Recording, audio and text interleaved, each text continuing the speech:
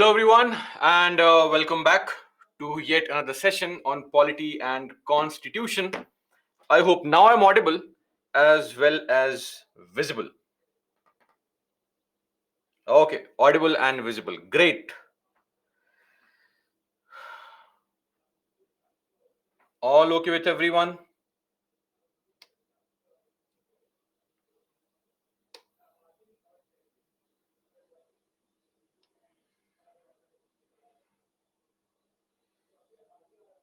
Okay.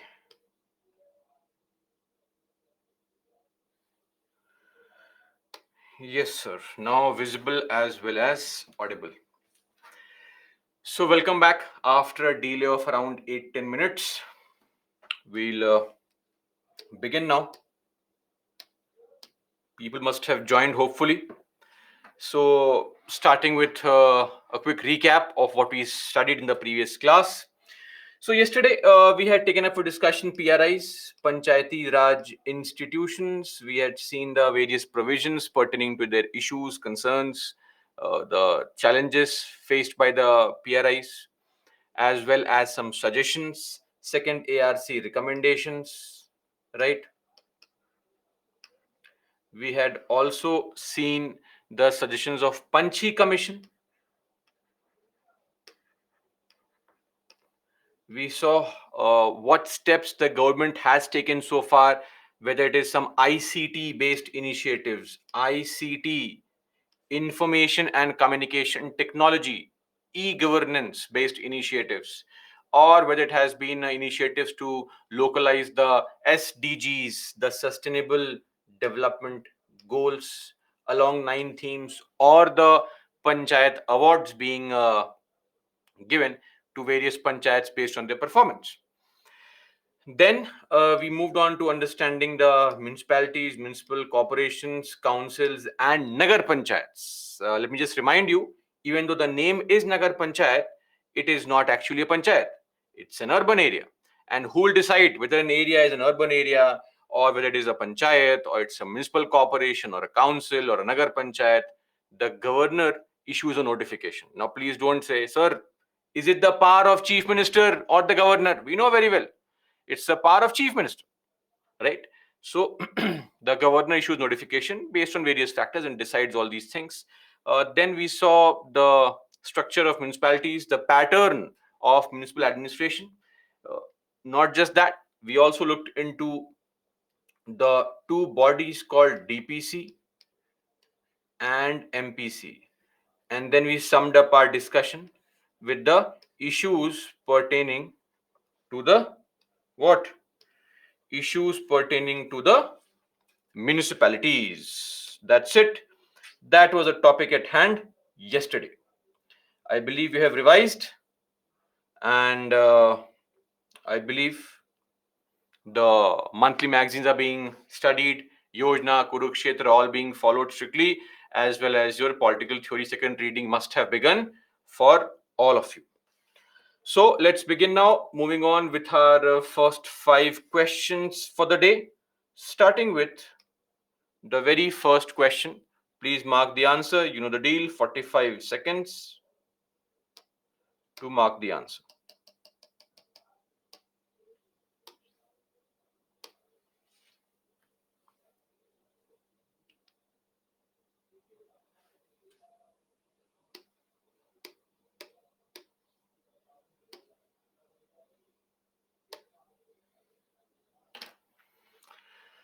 If anybody is facing any issue in the audio video, just refresh and the problem should be solved.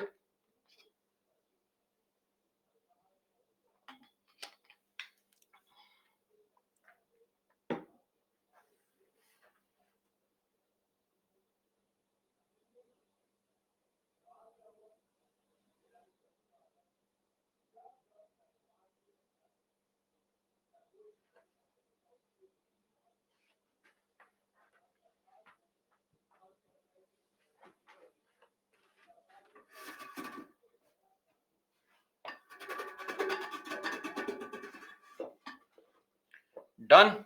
Okay. I'm not sure why people mark. Okay. That's possible. First issue is to please read this as incorrect, not correct. The first statement stands correct. The third statement is also correct because the DPC comprises of members of the panchayats as well as municipalities. So, panchayat is the rural population, municipalities is the representation of urban population. So, 1 and 3 are correct.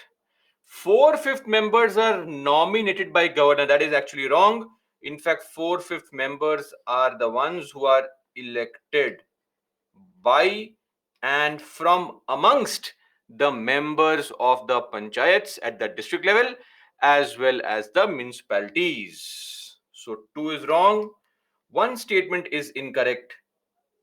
So A, only one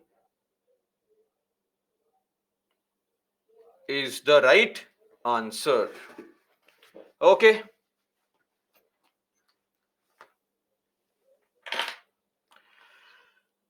Moving on to the second question.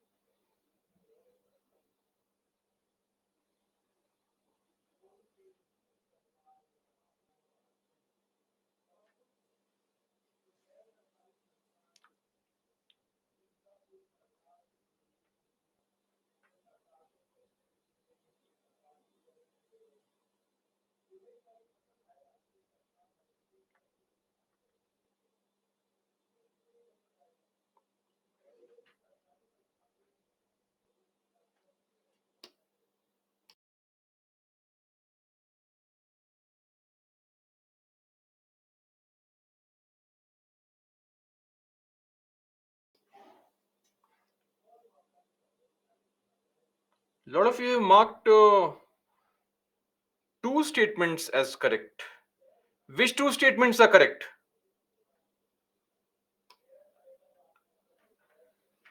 Second statement is correct, right? Rajasthan was the first state. Panchayati Raj institutions got constitutional status in 1993 or 1992. 73rd Amendment Act 1992. Yes or no?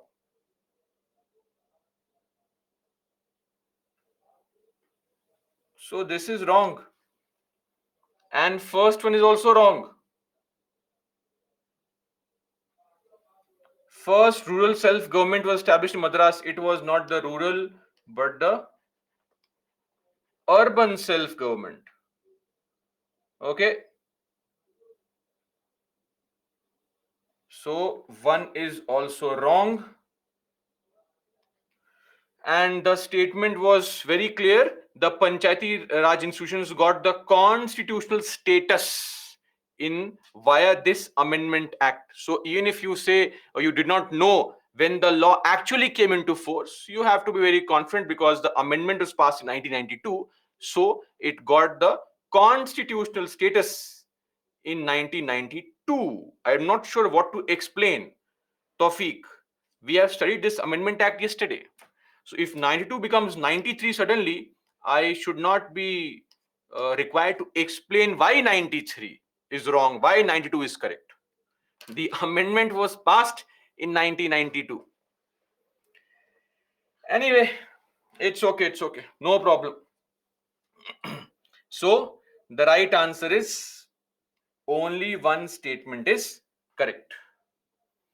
So interestingly, the Amendment Act being passed in 92 is something that's the first thing we see when it comes to panchayats and municipalities. So we should not make a mistake there. Moving on to the third question.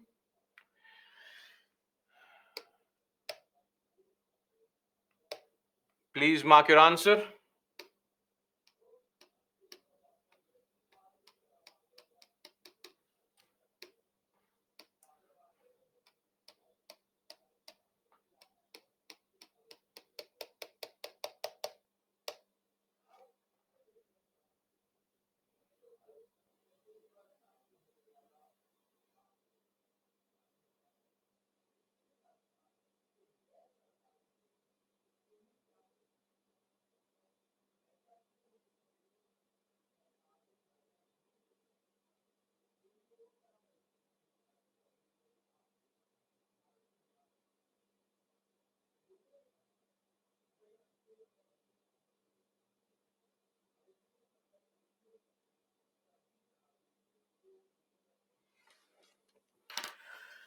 I'm sure if you had a problem with the previous question, this question will come as a big surprise to some of you.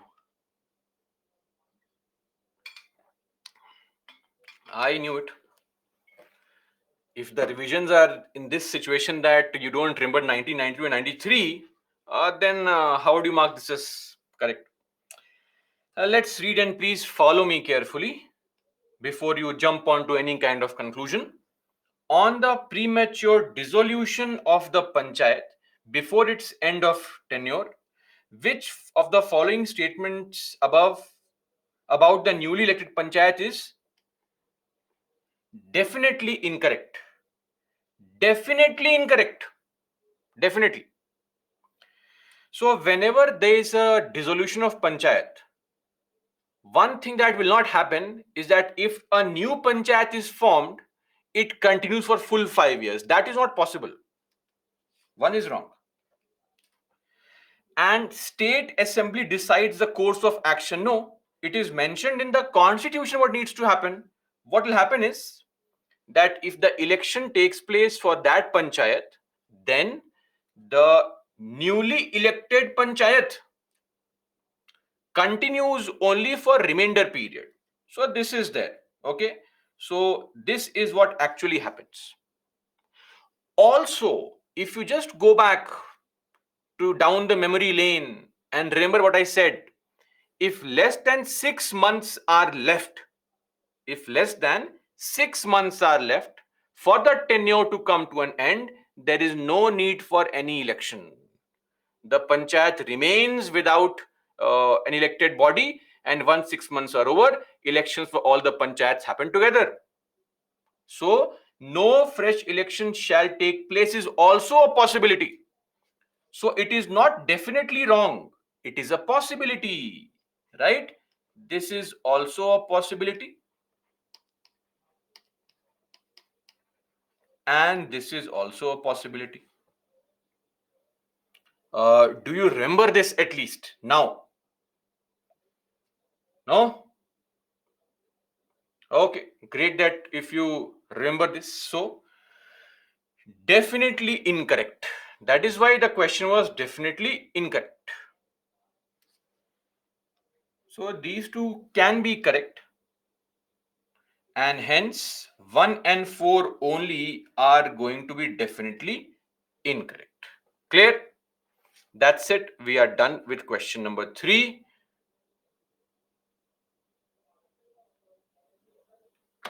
Moving on to question number 4 now. Back to some easy questions, motivational questions. Please mark the answer.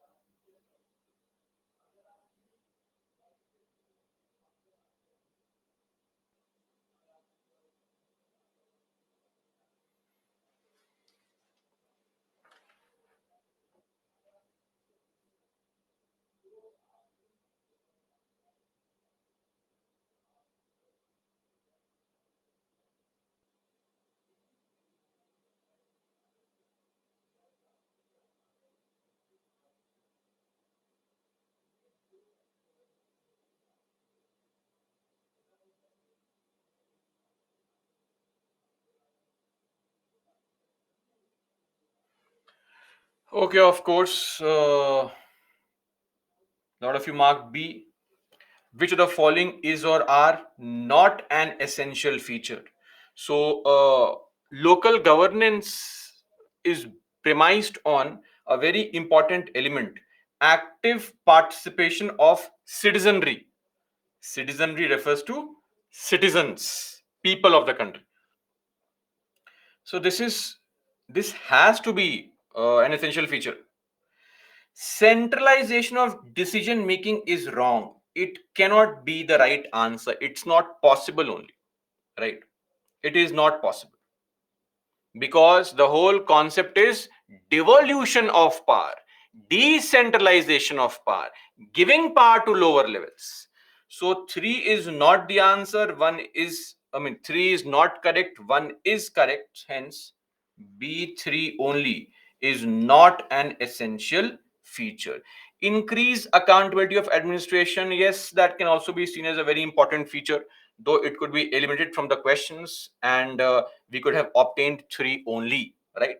So you may say, sir, but 2 may not be essential feature. Does not really matter. We have to solve the question eventually, right?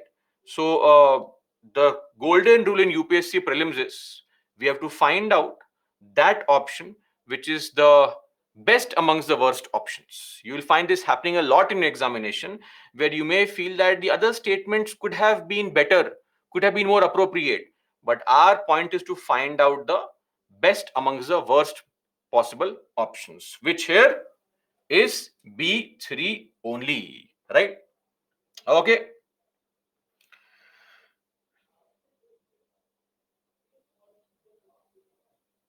Now moving on to now, please do not create your own questions that what if this was there, what if that was there. If this was there and that was there, then the answer would also be different.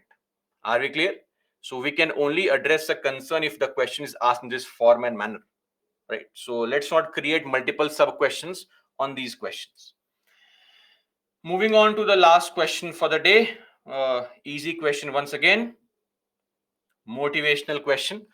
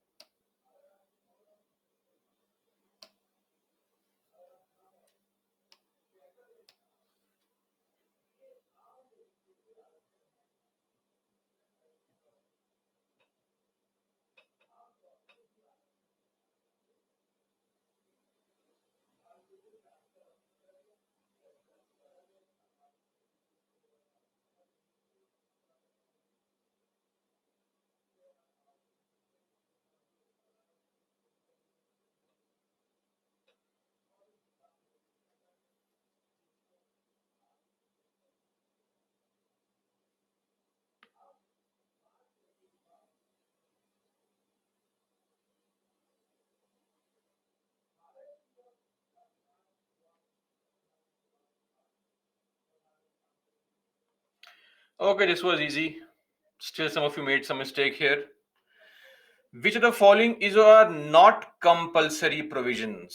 So, organization of Gram Sabha is a compulsory provision because we need to have 4 organizations: Gram Sabha, Gram Panchayat, Intermediate Panchayat, and the District Panchayat. Constitution of SFC is a mandatory provision.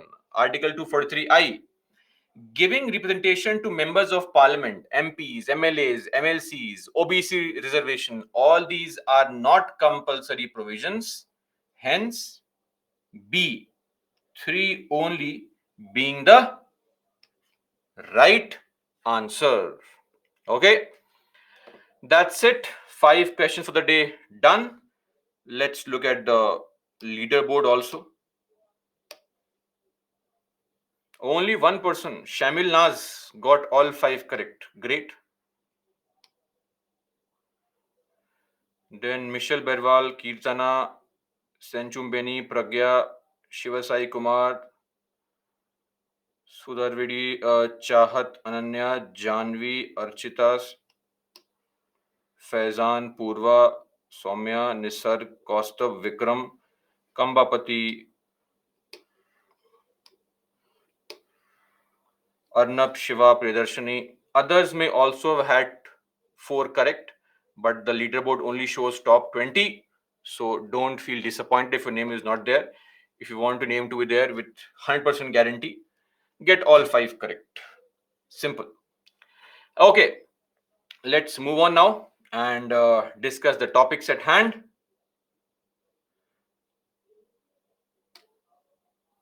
We were discussing yesterday about the problems pertaining to the municipalities. Now, coming to the second ARC recommendations on these municipalities. First up is a very important element. We were discussing yesterday also towards the end of our classes that, so much of effort has been taken to improve the conditions of panchayats, to find out the best possible governance structure in the rural areas. But the same governments have not shown the interest and have not been keen on looking into the improvement of administration or infrastructure development or governance in general for urban areas. Right? So the time has come for us to set up some kind of commission on urbanization, which can give recommendations on various elements on how to plan the city better, the road network, the drainage system, schools, hospitals, all such things. There was a first commission which was set up in 1985. The first commission on urbanization was set up in 1985 under the chairmanship of Charles Correa. Second National Commission on Urbanization needs to be set up now. The time has come for us to focus on setting up a proper commission which can give us recommendations on how to plan our cities better. Because see, we have made a mess of the planning with respect to current cities, but at least the upcoming cities in future we can plan them better. That can at least be done. Now, beyond that. Members of MPC and DPC should be appointed by SEC, is what is the recommendation of the second ARC.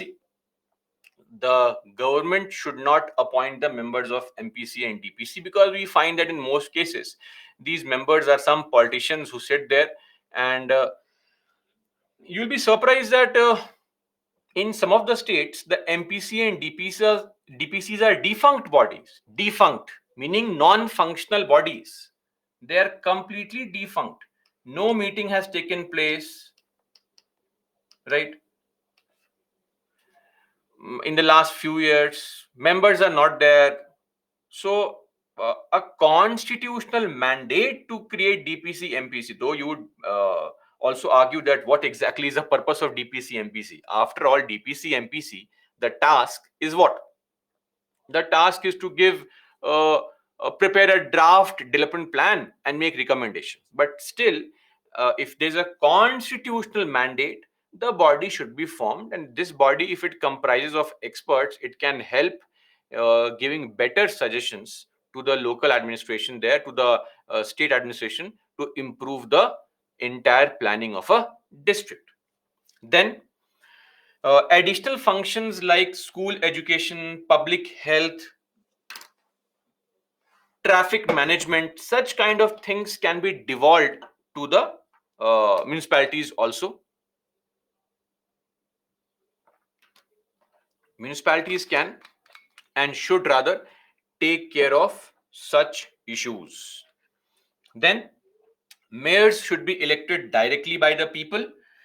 This is a recommendation. If you have an elected mayor, then the performance of his functions will improve. The person gets chosen by the people, has more impact in what he says, has more impact in the recommendations he gives, because now the mayors, if they're elected directly, they start no their statements, their recommendations have more value because they are deriving authority directly from the will of the people. So that also improves their situation. Then undertaking comprehensive property tax reforms. Property tax reforms need to be undertaken. Uh,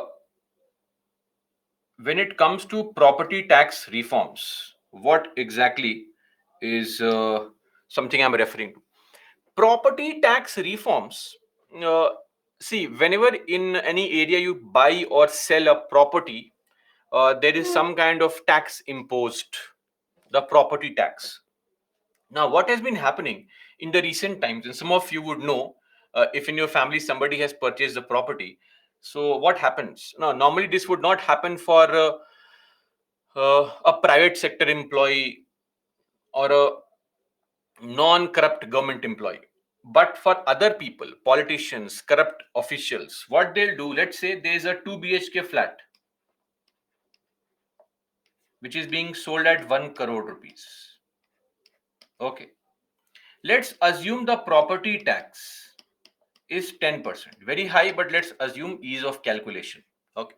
This means when you purchase this property of 1 crore, you have to actually pay 10 lakh rupees as property tax. 10 lakh rupees extra needs to be paid. Yes or no? 10% of 1 crore. You can use the calculator and calculate it. Now what happens is, once this is done, then the property is in your name. But what you will do is you approach the builder and tell the builder that, sir, let's do one thing. I will pay you 70 lakh rupees in white money through bank loan or whatever. 30 lakhs I'll give you cash. Cash of 30 lakh rupees. So register the property with this amount only. So this means 10% of 70 lakhs is 7 lakh rupees. So now this person has to pay only 7 lakh rupees as tax, not 10 lakh rupees. You have saved 3 lakh rupees, with which you can all go to some foreign trip also with the family, nearby country only. Don't think of a 15-day tour to Nordic countries and all. Okay. So that you cannot, but nearby countries, you can of course go with 3 lakh rupees.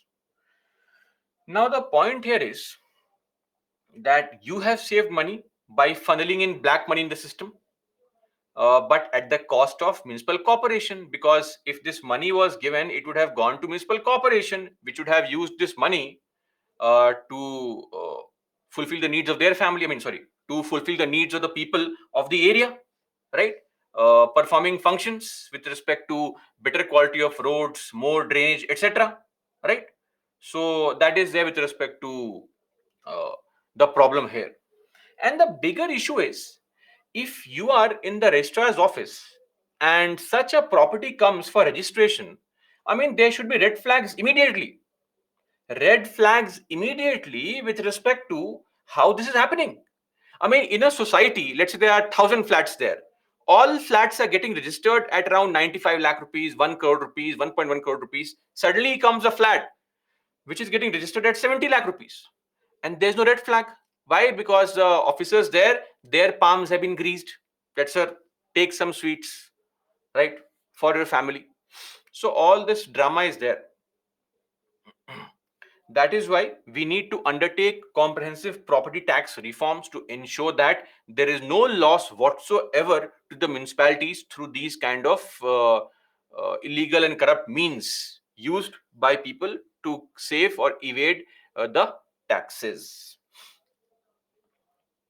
Then, now in our constitution, there is an article called Article 276.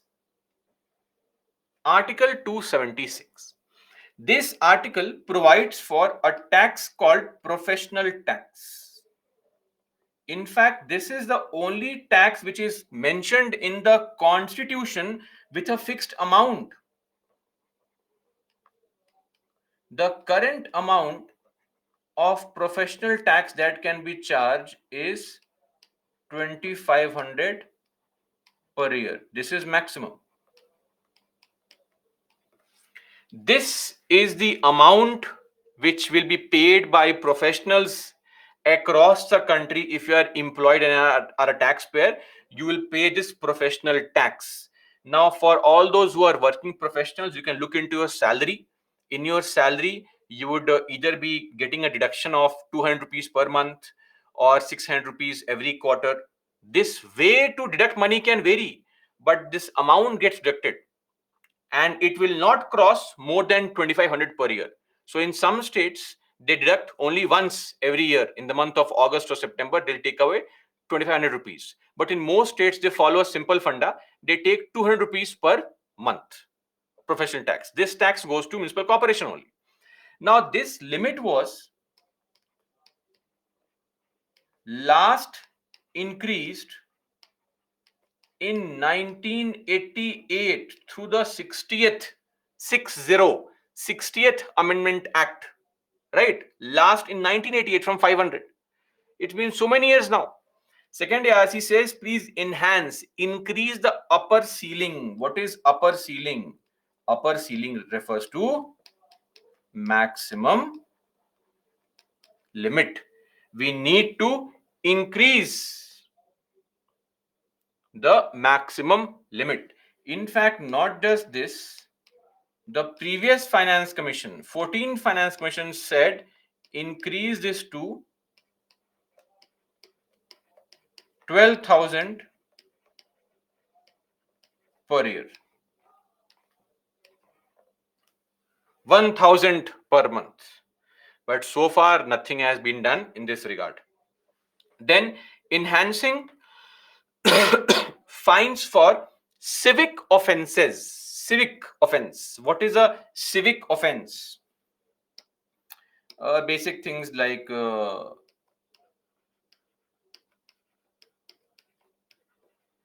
spitting on the street. Remember when you have a Zuba Kesari, then you eat and spit on the road only. If you go to any government office, you will find the corners of the government offices beautifully painted in various shades of red. So that is a civic offense. Okay. Now, not wearing a helmet, jumping the red signal, all these are civic offenses. The second ARC says increase the fines, because this fine eventually will go to the municipal corporation, more money for them. That is why you will see that on certain occasions, the traffic police is very alert. Otherwise, there is no checking, right?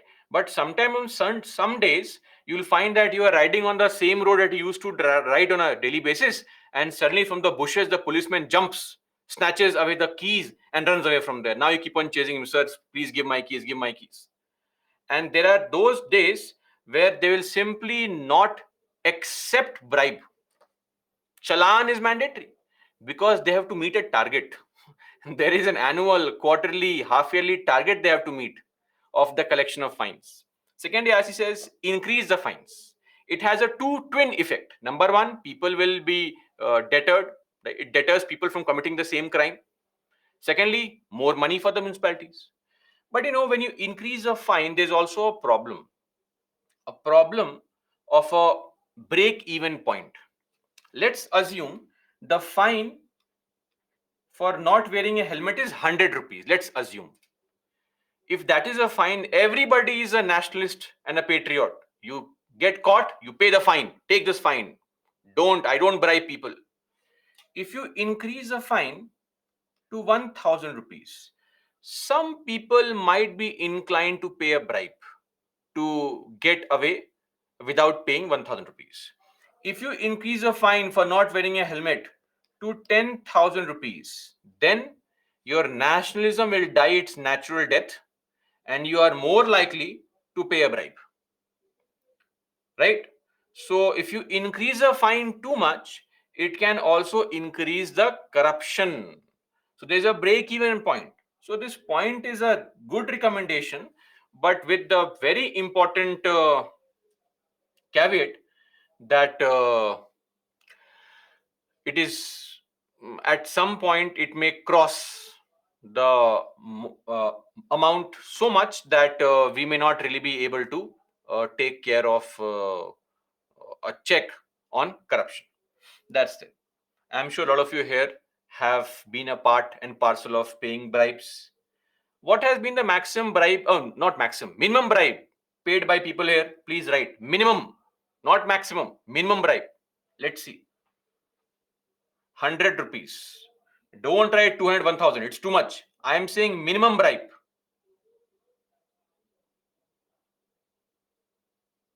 Who is saying 10 rupees? What? 10 rupees bribe? Oh, 20 rupees, 50 rupees, 10 rupees. That's nice. 30 rupees.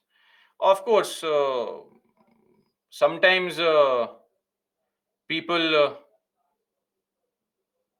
once they ask for cigarette, anything. We have seen situations where people claim that one Maggie packet, this kid had a Maggie packet.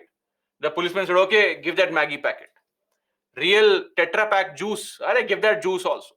2 or 3 cigarette also. Okay, great. So we have a lot of people who have paid the bribe. I saw them drinking custard. So, I mean, they are not human beings. They can't drink custard. Okay, great. So, we have a lot of people who are giving bribes. Let me just remind you, under the PCA 1988 as amended in 2018, giving bribe is also a punishable offense. You can go to jail for giving bribe also. Now we have written proof of all the people who have paid bribes and have not reported it. Okay, great. So don't worry, nobody is reporting you. Enjoy, but yes, I mean, largely we should avoid giving bribes. It's better to get a challan. It hardly matters. Now, apart from this, there are some other ways to increase revenue resources. One very good example is municipalities should be encouraged to access capital market through instruments such as bonds. What are bonds? So in your economics class you'll be studying about these bonds. Bonds are debt instruments wherein you raise money from the market. More on this bond in your economics classes. So just to give you a very basic example, let's say I want to raise money from the market. I will sell you a piece of paper. So I'll ask you, purchase this piece of paper from me. On this piece of paper, it is written 105 rupees. Give me 100 rupees right now. Take this piece of paper from me. After 1 year, come to me. Give me back the piece of paper. I will return to you 105 rupees. So on 100 rupees, you have earned 5 rupees, right? So that means what? 5 rupees is the interest or bond yield. This is one way where municipalities can make money. A lot of municipalities are raising money through this. Amravati, recently Lucknow, Surat, Bhopal, Indore, Pune, various things, right? Various municipalities are raising money. And lastly, if there is a bigger municipality, if there is a bigger municipality, a very good example is Bombay. So in Bombay, the municipal corporation also runs the service, the bus service. You have the best bus service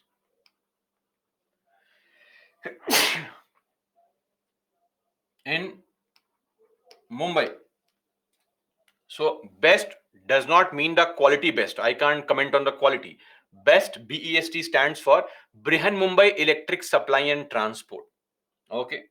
So best is the abbreviation for Brihan Mumbai Electric Supply and Transport. So bigger municipalities can also be asked to run some kind of service which can generate revenue for them and more money for them. Okay, that's what it is.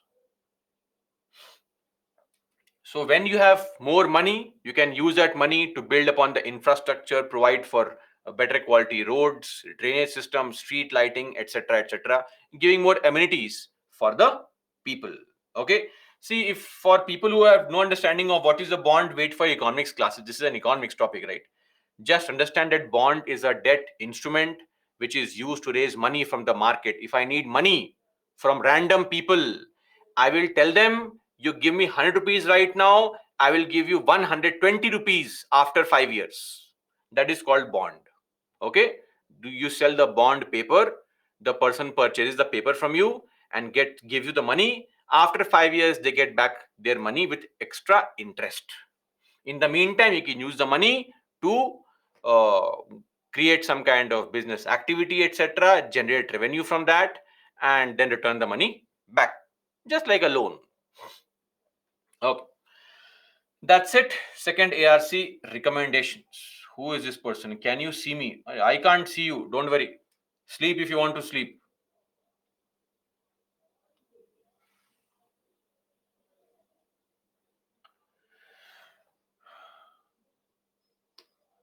Okay. Finally, we have various types of urban local governments. Various types of urban local governments are there. Now, in your Lakshmikant,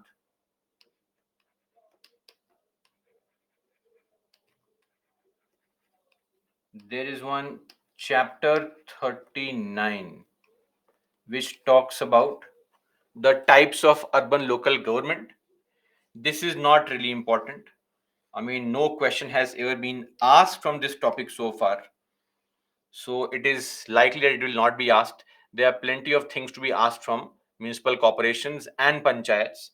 So please ignore this. If somebody wants to mug up this useless information, who am I to stop you? Right? So things like, let's say, cantonment board. Cantonment board comes under defense ministry. Now you may know all these things, but it is extremely unlikely that UPSC suddenly will ask questions from this topic. It has never done so in the recent times. Recent meaning 10, 15, 20 years. So that's how it is. That's it. We are done with the municipal corporations, councils, nagar panchayats, etc. Lastly, to summarize, the 15th Finance Commission recommendation on allocation of funds, because it all boils down to money, more money for the panchayats. So the budgetary allocation by the central government for panchayats was around 1000 crore rupees. But the 15th Finance Commission has recommended, which has been accepted by the central government, that in the financial year or from the financial year 2021 to 26, 4.36 lakh crore rupees will be given to both panchayats and municipalities, almost in the ratio 2 is to 1, almost. Okay, slight modification every year, and the exact amount is 4,36,361 crore rupees to be allocated to panchayats and municipalities, out of which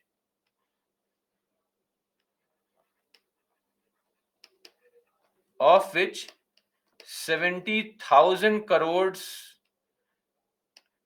is to be spent on health, for expenditure on health.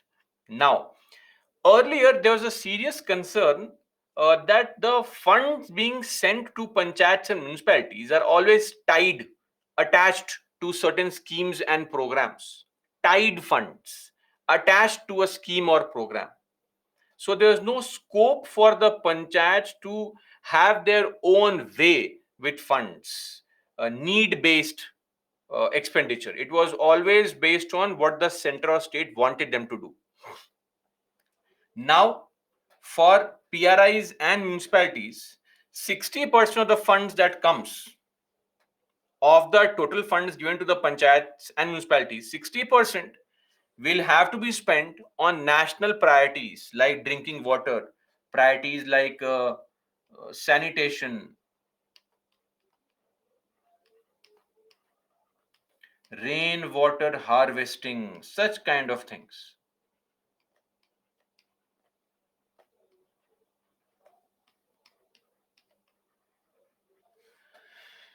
40% funds are untied. What is untied? Untied means they will spend the money on their own, whether they want to set up a school or a college, maybe hospital, maybe building roads. It's up to them. No strings attached. Spend money on your own, right? Apart from it, there will be identification of municipal corporations, all those areas which are million plus cities. Million plus. What is million plus cities? Million plus cities are those cities which have a population of more than 10 lakhs. So 50 such cities have been identified, million plus cities. Now, in these 50 cities with corporations, the money has to be spent along two lines. One third of the money will be spent on improving the air quality. So, the achieving of the ambient air quality based on the identifiable parameters, you have to achieve that specific air quality. Remaining two-third can be spent on national priorities like sanitation, rainwater harvesting, drinking water, etc. So, for the bigger corporations, the funding is very clear. The funding is dependent on also improving your air quality, because for most of these big cities, the air quality is very poor. I'm sure if you're living in such a city, you would realize that the air quality is very, very poor. Okay. So this is with respect to the recommendation of grants. Now let me also clarify one more thing here. What is the criteria for devolving funds? It is based on population and geographical area, meaning a densely populated area will get more funds. Areas with difficult terrain will get more funds. Now, one more issue that comes up here is the fact that now we have allocated, or we are going to allocate 40% of the funds as untied, meaning free for the panchayats to spend on their own.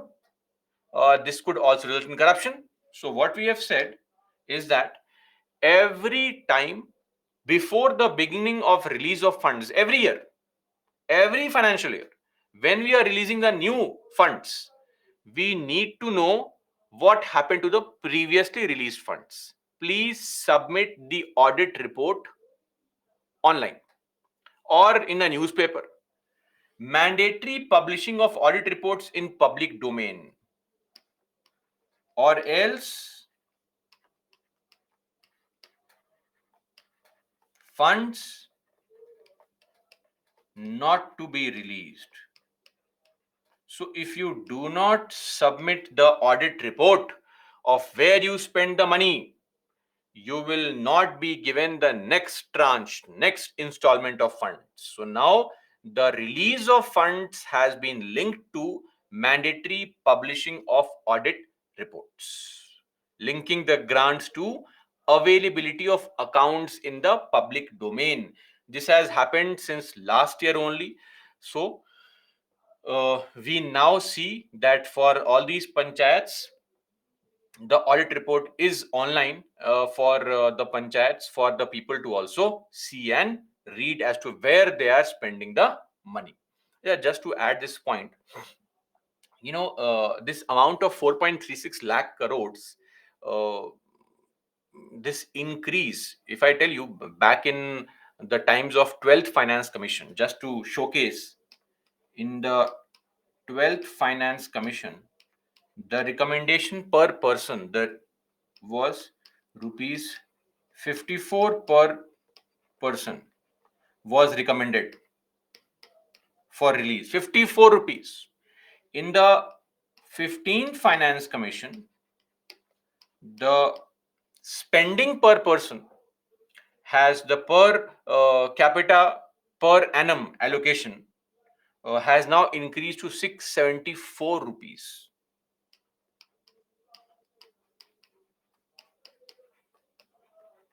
per person per year.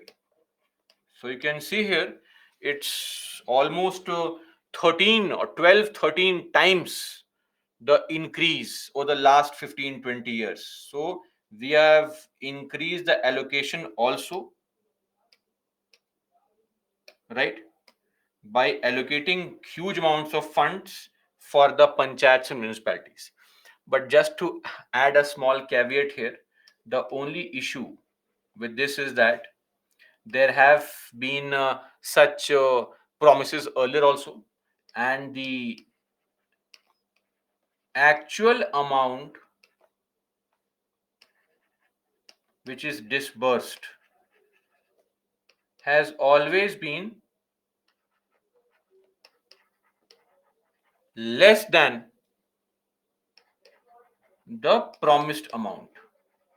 It has always fallen short. It has always fallen short. And for the panchayats, the shortfall is 5 to 18%.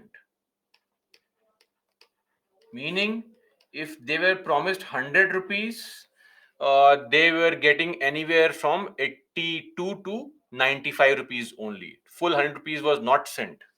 For municipalities, the shortfall has been around 10 to 18%. This has been the general shortfall that these local self-governance bodies, LSG, local self-governance bodies have faced. So let's hope that this time the panchayats and municipalities get the amount what was promised to them. Okay, so this is there.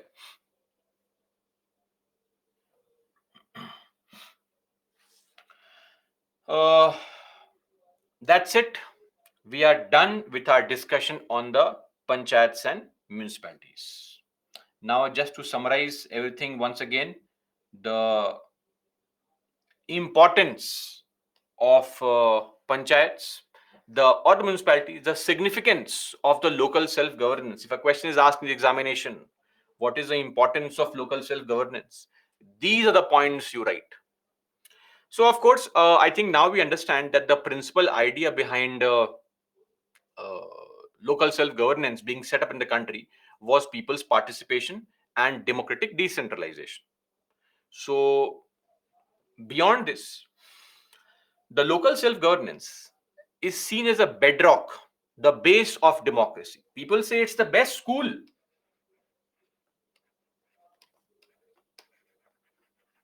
of democracy.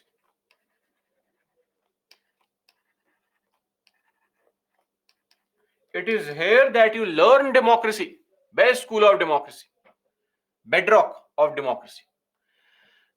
And frankly, this is the only place where we have direct democracy. People's participation in the real sense, Gram Sabha meetings,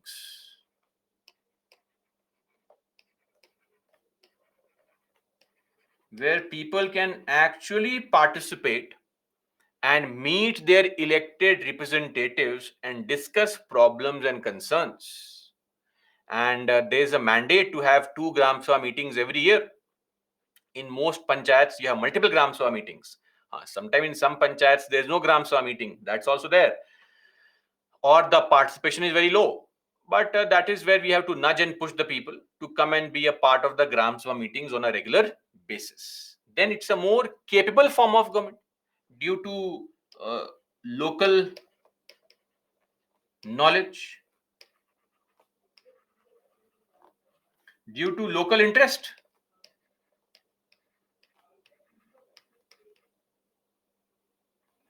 So there is also the sense of local interest here, that it's my area, my village. So people tend to perform better, ensure evaluation of performance in a more strict fashion. It's a more economical level of government. Why? Because of the availability of cheaper resources, including cheaper human resources. So, cheaper human resources are also being made available in these areas, in especially the rural areas, which can result in what? Which can result in us having a more economic level of governance. Not just that, you also have consistent or sustained accountability, vigilance. I mean, how many of us get the opportunity to meet our MPs or MLAs? But we live amongst the people who are ward members, sarpanch, gram panchayat members. It's very easy for us to look into, to scrutinize their performance. So, a consistent accountability can be maintained by the people over these elected representatives. Then, of course, as I said earlier also, that any system of government at the top, right, can only be successful if it is premised on a very solid, sound, strong foundation below. If the foundation is strong, of course, the governance at top becomes very easy. So it also reduces the burden of higher levels of governance. If there's effective local self governance, the burden on the higher levels of governance also eases. Then, in most cases, bureaucracy is outsider. So, look at most of you here. All those who clear the examination become IAS officers. Most of you will not be given your home cadre. You will be posted outside the state to which you belong to. So this means what? This means that whenever you are an outsider who is, let's say, you are from Haryana and you have been sent to Tamil Nadu, you may not understand the local culture, custom, the local needs and aspirations of people. Every area, every state has different needs, different aspirations, different way of life. Outsiders will have to be told, will have to be sensitized about the local needs and aspirations. So local bureaucracy is also told, informed, sensitized, updated about the local needs, local objectives, local aspirations, etc. Who will do that? The local members there. Then only if there is effective and efficient local self governance, decentralization can become a reality. We want to devolve power so that power reaches the hands of people, right? Till the last mile. Everybody is the master of their own destiny. If we do not have effective local self governance, if we do not end the supremacy of the triad of caste, class, and gender, we don't break this limitation, then the local self governance will not be successful. Then decentralization is not happening. Whenever you are devolving funds or functions, it will only end up within the pocket of rich and elite people of the village. So, effective local self governance is extremely important in this regard. And lastly, local self government is in a much better situation to tap into the local talent, local resources. Otherwise, these resources will get neglected or ignored and will be wasted. So, this is the significance, the importance of local self governance in the country. If a question is asked on the importance of local self governance, this is what you write. Why do we need it? Because of all these reasons, we need local self governance. Clear on this, everyone? Any issue? Sensitizing the local bureaucracy, meaning the people, the district collector, the BDO, etc. How will they know what the local people want? You are an outsider. You are from Kerala, posted in Nagaland. How would you know the local aspirations, expectations of people? The local members of the panchayats, the members of municipalities, members of local authorities will tell you that this is not how things function. We should go for this kind of step, this kind of expenditure, all these things. Okay,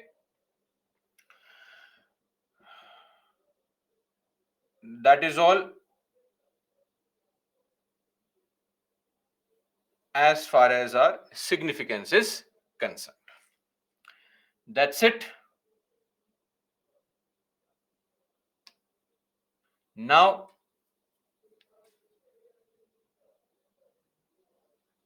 we will come to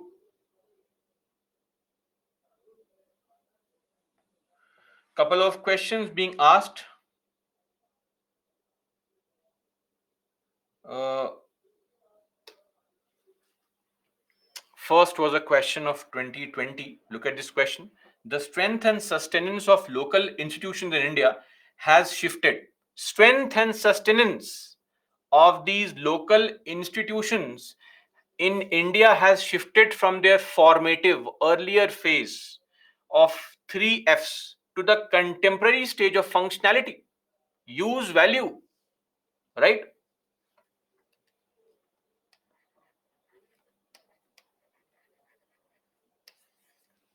Use value of panchayats, functionality of the panchayats.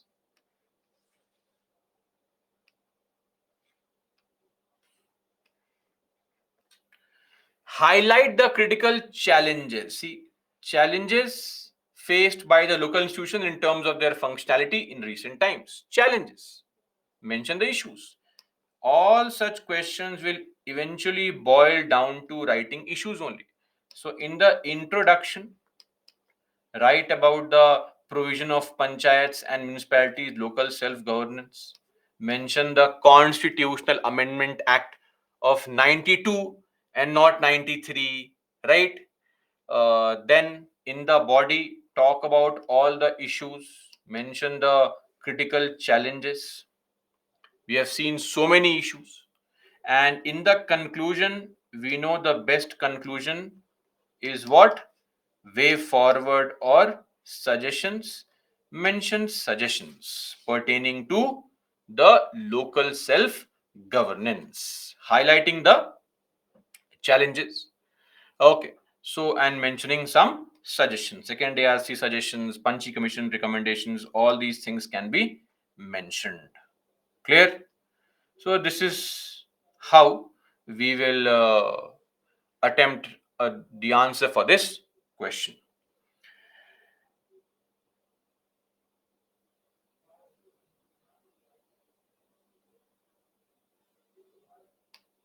Second is a question asked in 2019. Now, this is not primarily a question just from panchayats. In the recent times, UPSC has been asking such questions. What they do is they link women's issues with some other topic. Okay, women's issues with some other topic. Meaning, like in this question, they have linked women's issues in general with the reservation in panchayats. Recently, they had asked a question on women in judiciary, right? So this may not be seen as a proper topic with respect to a proper question with respect to polity or governance, but it's more of an overlap. Social issues intermingled with some information you need as far as polity is concerned. So here the question says the reservation of seats for women in the institutions of local self government has had a limited impact on the patriarchal. What is patriarchy? Patriarchy refers to a form, a society in which the decision making power is controlled by men. That's called patriarchy. Okay. So, reservation of seats for women has had a limited impact on the patriarchal character of the Indian political process. Please comment. So, in this particular question, start in the introduction by talking about the reservation policy. In the body, mention some good things that have come, some benefits, some positive impact. We had seen the positive impact yesterday on how spending is being increased in certain areas of sanitation, how it has wider representation. Women are coming more and more in gram sabha meetings, all these things. Also mention how there has been a limited impact. You can quote examples of how we still have the concept of panchayat patis, proxy candidates, no family motivation, right? Also, the dual problem of work and work life and home life balance.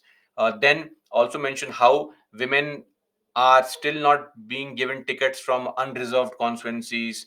Women are not being given tickets at higher levels of politics, so it has not really translated at higher levels of politics. Then women are largely ignored in such gram panchayat meetings because it may be difficult for men to take orders from women, all such things.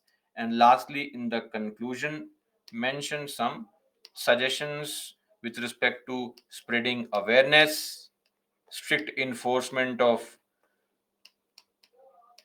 provisions,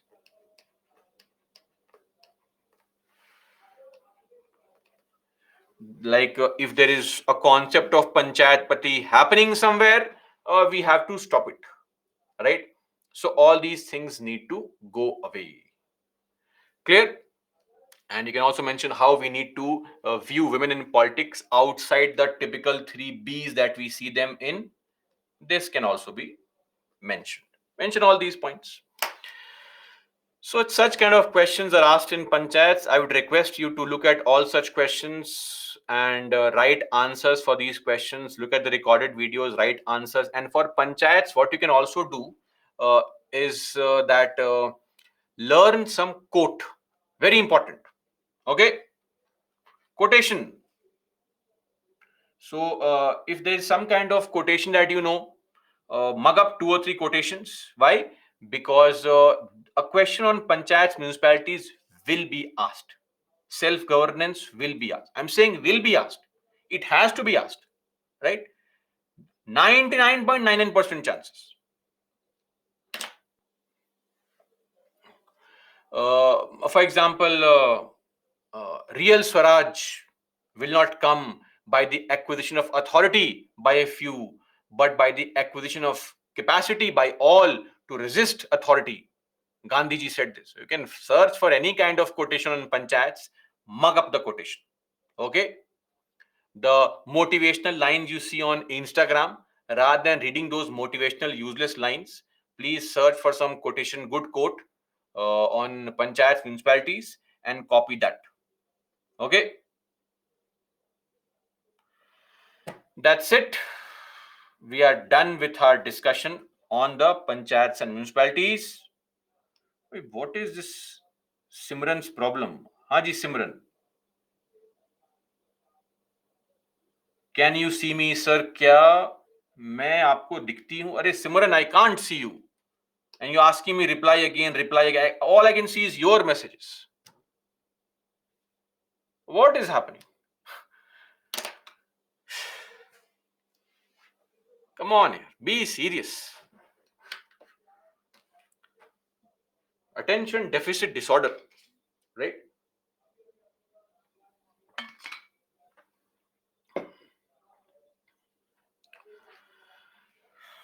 I cannot see anyone. Don't worry. Okay? Nobody can see you. Only God can see you if you believe in God. Now, let's move on and understand the judiciary now. Aja, one more thing. Again, I see a couple of you. Oh no, just one person only. I won't say couple of. One person asking, where can I find the recorded videos? See, understand that you have a tablet also with you.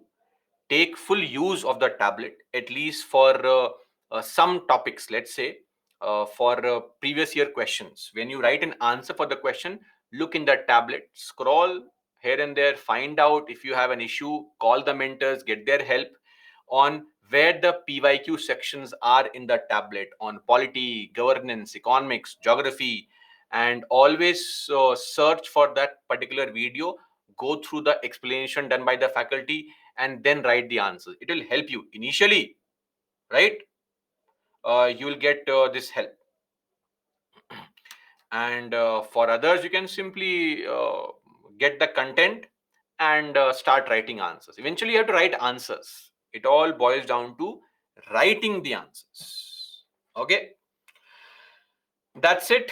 We are done with the executive and legislature. Now we'll come to judiciary. Yes, Kishan, that is also correct. We can incorporate that also. No problem. Okay, so judiciary, very, very important.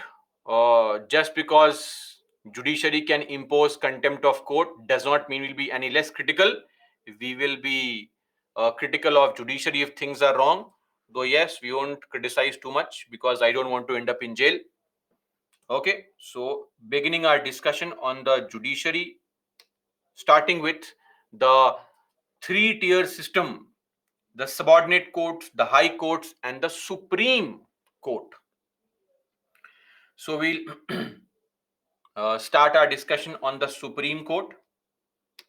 First up, the Supreme Court of India, the apex court in the country, under Part 5 only, Articles 124 to 147. Oh, it is 147. 147. Okay. Now, just a point of clarification. Supreme Court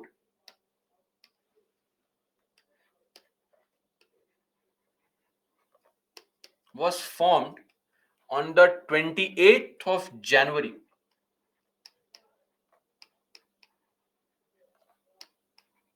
1950. Before that, we had the concept of federal court. 1937 to 1950. So any reference to federal court in the constitution should be assumed to be a reference to the Supreme Court. Okay. Now,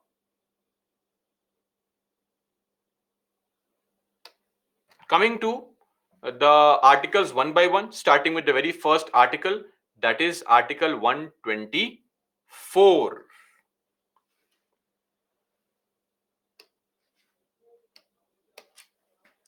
This is Article 124, Clause 1.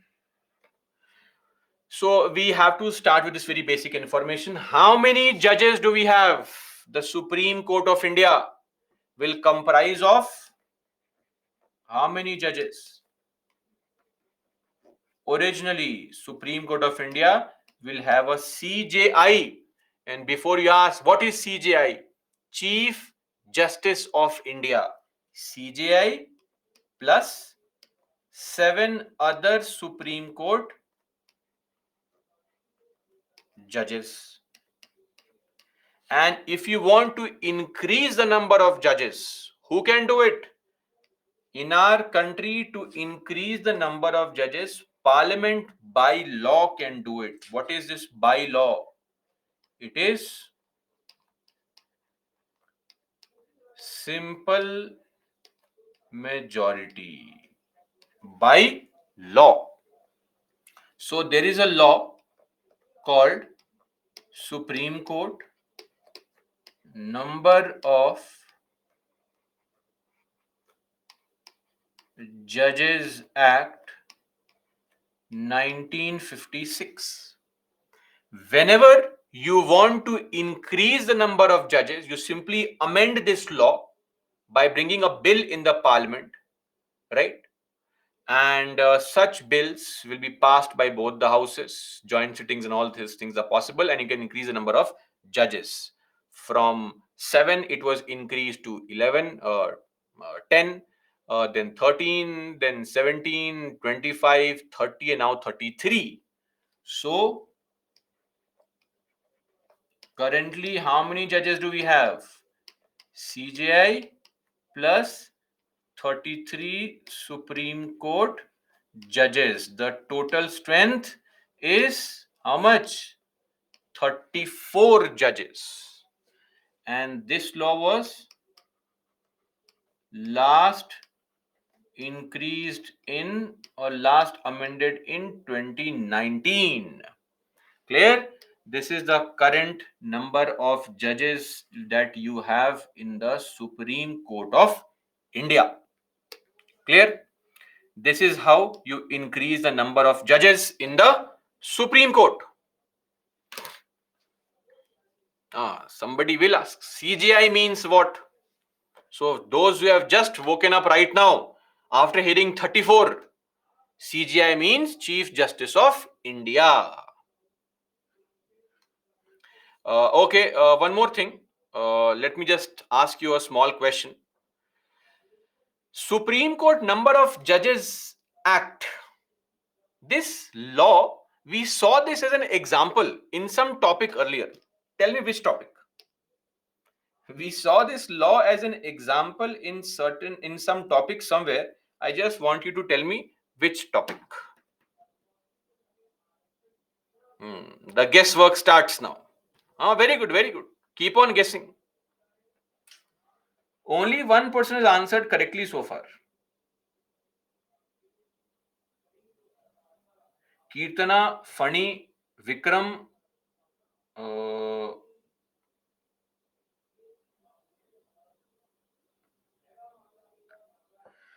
others don't write useless things. Some of you are writing chapter Parliament only. Very good. It must be covered in the chapter Parliament somewhere.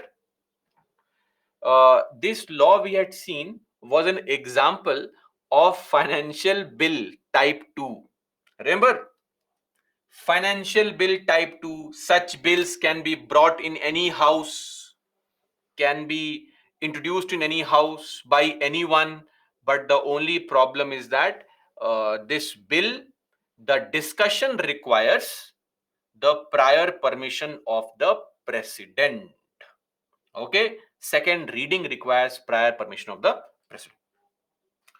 Now, at this point, let me clarify how to increase high court judges. What steps to be taken to increase high court judges? So, if you want to increase the number of judges in the high courts, then that number is decided by the president, meaning to increase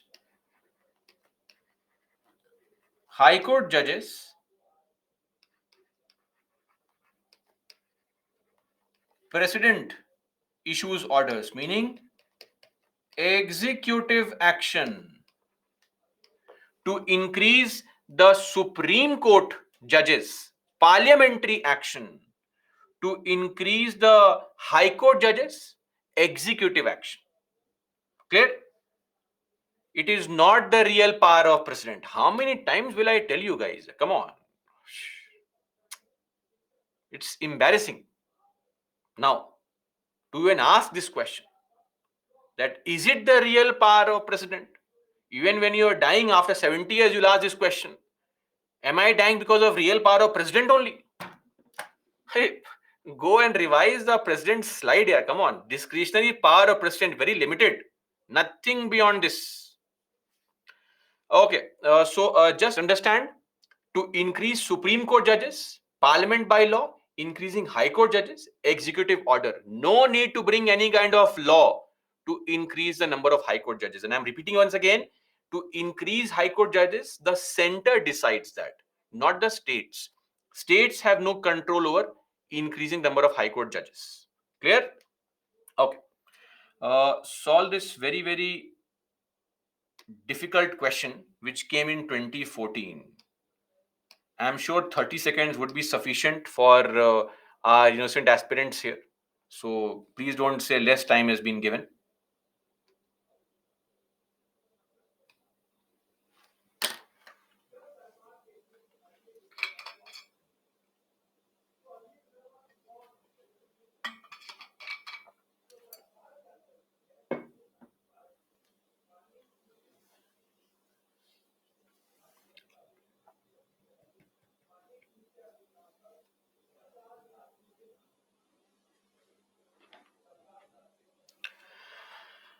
Done? Okay. Oh, great. Some of you did try to mark president. I'm not sure why, but the right answer is B, Parliament. Now comes the big question at hand. Appointment of the judges of the Supreme Court. How are the judges appointed? Article 124 continues, clause 2. Appointment. Let's read what is mentioned in the Constitution. Every judge of the Supreme Court shall be appointed by the president by a warrant under his hand and seal. Warrant under hand and seal means what?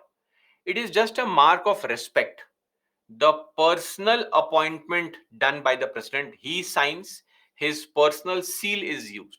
So, back in your school days, if you remember, all these toppers,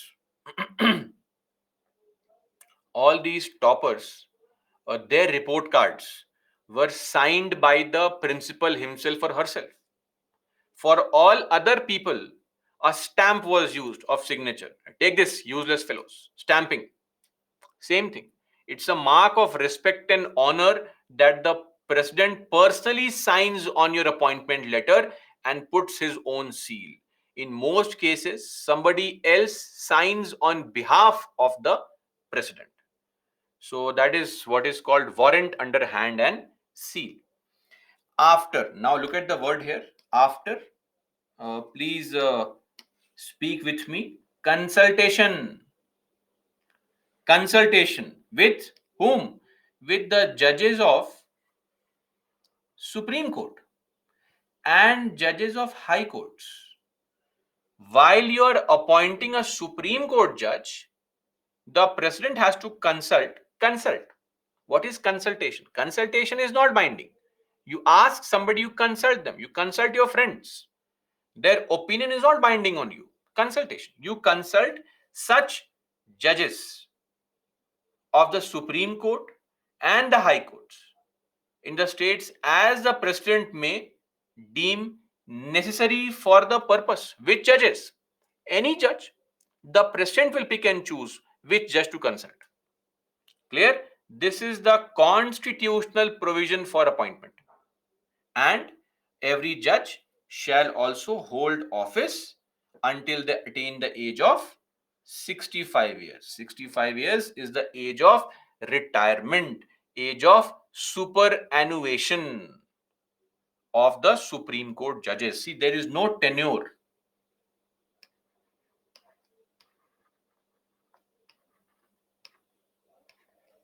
We just have age of retirement. Tenure is not there. Okay? No tenure. Just age of retirement is there. So you can be appointed to Supreme Court at the age of 40 also, 50 also, 60 also. But whenever you are appointed, we don't care. You are asked to leave, demit office at 65, cut off age. That's it. Please leave. So this is the constitutional provision for appointment.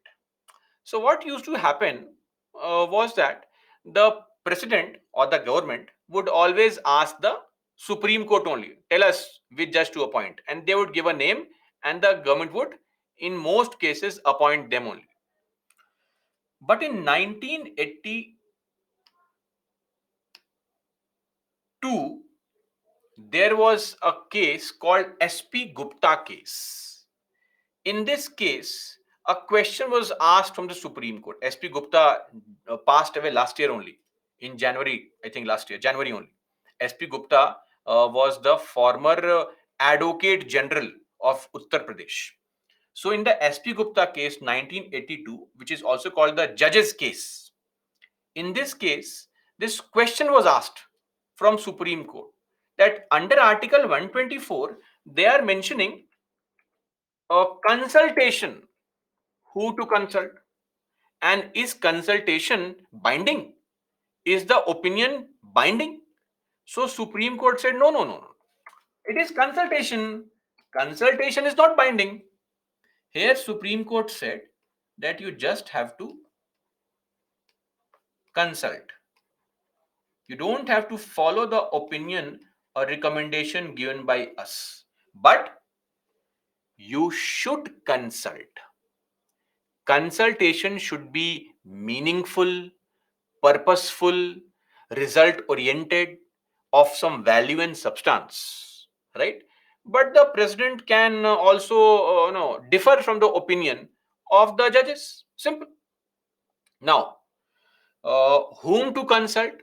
Consultation should be done with a group of people. You can't simply consult one judge, right? So but consultation with a group of judges.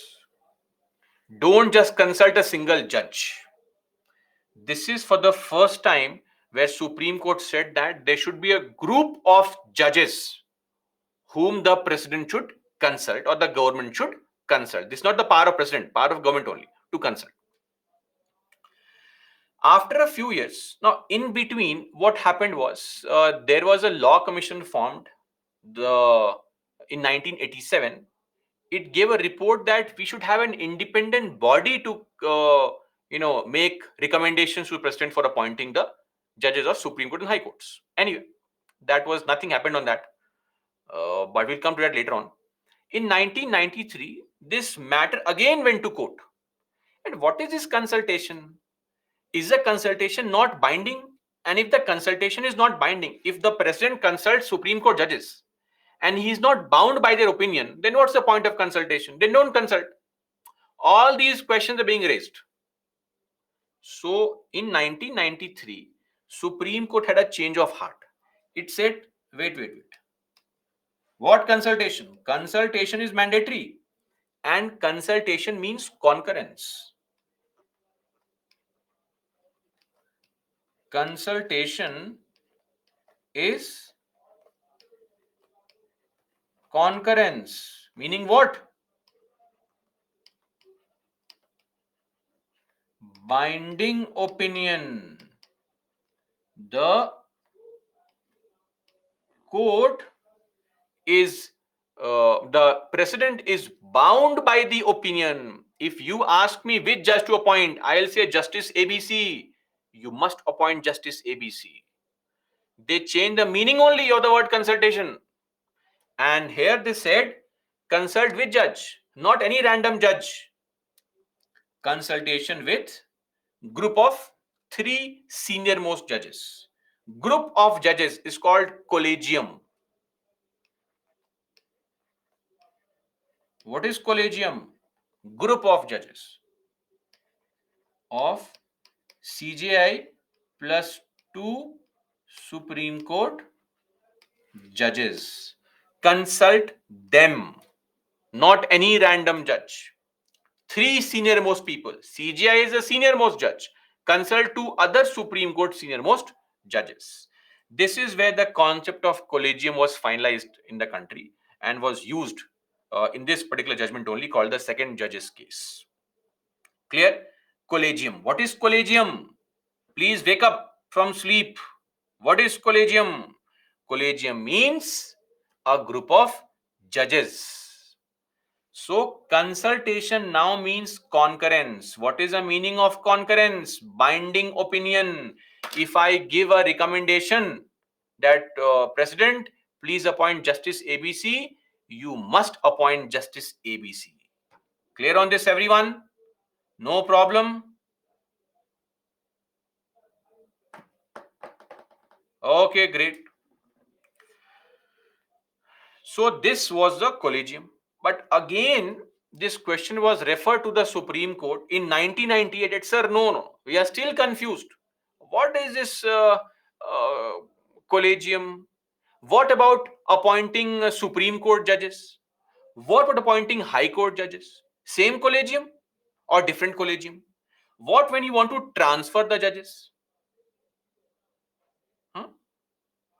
This is not the real power of president. Somebody is saying means this is the only real power of president. I had a minor heart attack right now after reading this statement. When did I ever mention that this is the real power of president? Is this even power of president? Anyway, so emotional trauma will happen after this to me. Okay, so in 1998, all these questions were left unaddressed. That should the president follow this opinion? Of course, he has to. But of how many judges? What if the 3 judges are fighting amongst themselves? What if 2 judges want the name, 1 judge does not want the name? What if CGI doesn't like the person? What to do? How to transfer judges from one high court to another? All these questions were not answered properly. So again, the Supreme Court was asked that, sir, you please tell us finally, how do you want the system to be? And in the third judge's case, Supreme Court finalized the collegium system. It was finalized. And what you see today, right now, as the collegium system is the one which came to be finalized in 1998. As it exists today, currently. So, what is this collegium? So, what is collegium? Innocent question. Collegium means group of judges. So now let's look at what is this appointment system. How are the judges in the country appointed? Please follow carefully. First point,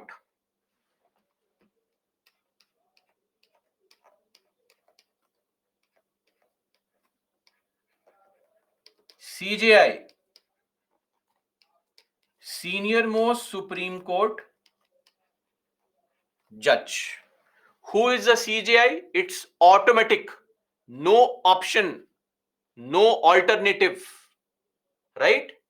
Since 1993, it's a mandate that CJI will be that person who is the senior most Supreme Court judge. Senior most in terms of experience in the Supreme Court, meaning whoever entered the Supreme Court earlier becomes senior. Are we clear on this? To just give you an example, uh, look at this current situation.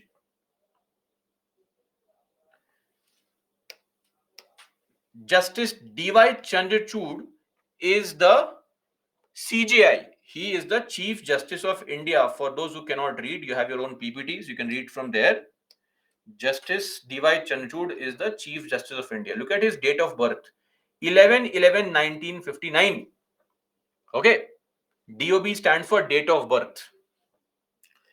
Look at Sanjay Kishan Kaul. 1958. Almost 1 year elder to D.Y. Chandrachud. But because the date of appointment DOA of D.Y. Chandrachud was 2016 and date of appointment of SK Kaul was 2017, who is senior? D.Y. Chandrachud becomes senior. Are we clear on this point or is there some problem still? No problem, right? Okay, great. So seniority, it is always going to be automatic. Though in some cases in 1973, 1977, we have seen that Indira Gandhi did appoint a junior judge as CGI. Why and how? That was for political reasons. But from 1993 onwards, this is not going to happen.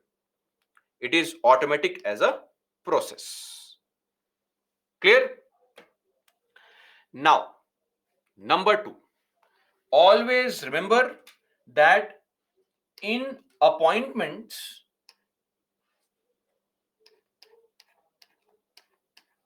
CGI has veto power given to the CGI by himself. Supreme Court has in its judgment said CGI has veto power.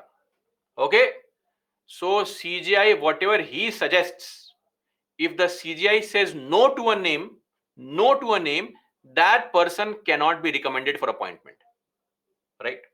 Now, how do you appoint Supreme Court judges? Of course, the appointment is done by our president, but on the recommendation of a collegium.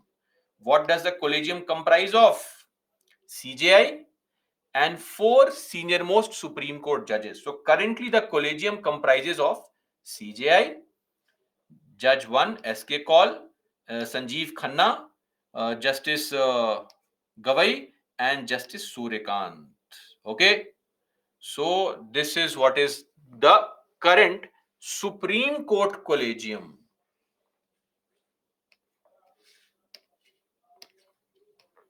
Supreme Court Collegium, meaning the collegium to appoint or recommend names for appointing Supreme Court judges. 5 senior most judges. Now here, recommendation has to be made by at least 4 judges. At least 4 members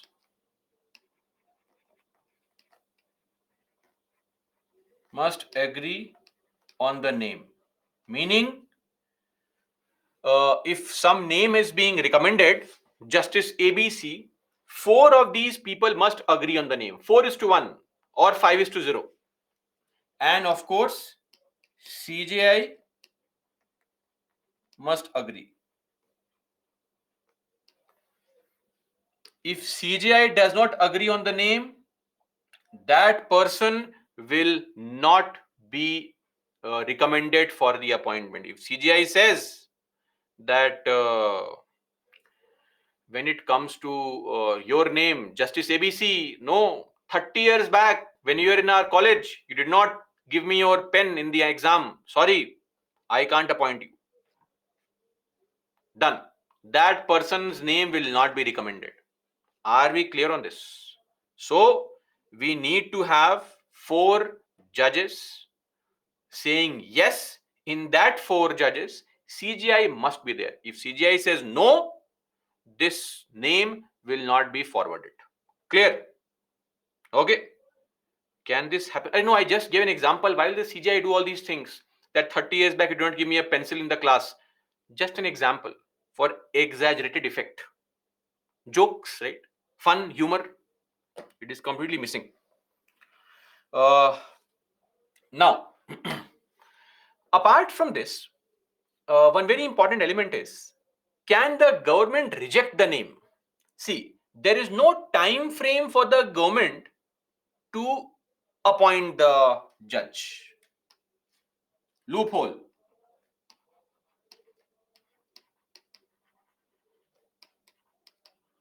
No fixed time frame for president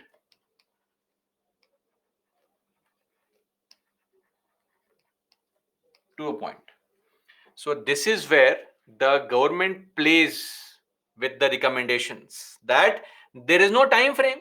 You will send the name to the president and he will appoint tomorrow or after 100 years, right? So this is with respect to appointing Supreme Court judges. Are we clear? 5 senior most Supreme Court judges will recommend a name to the government. If all 5 judges agree, yes, very good judge, very good. Even if 4 agree, 1 does not agree, no problem. But the one not agreeing should not be CJI. CGI has to like you, or else your name will not be sent for recommendation. Okay? Chitturi, which 4 Supreme Court judges will agree to appoint at any 4 out of 5? This is the 5 judge collegium. I am showing you the names of these people also. Still, you have a problem. See, understand, just relax. You can view the video again later on, read all these names, see the video 10 times. But the summary is this only: 5 senior most judges of the Supreme Court, CGI plus 4, they will make recommendation. Of these 5, 4 people have to agree on the name. Okay, like when you watch a Netflix movie, all right, then if 5 friends are there and if 4 people agree, then you watch that movie. Think of it like this only. And whoever has the Netflix account, they have the veto power. They will say, I have to watch this movie only. Okay? Or they will say, no, I will not watch this movie. Then you will not watch that movie. Clear? So that is how it is going to be the case. Now, coming to High Court Collegium. High Court Collegium.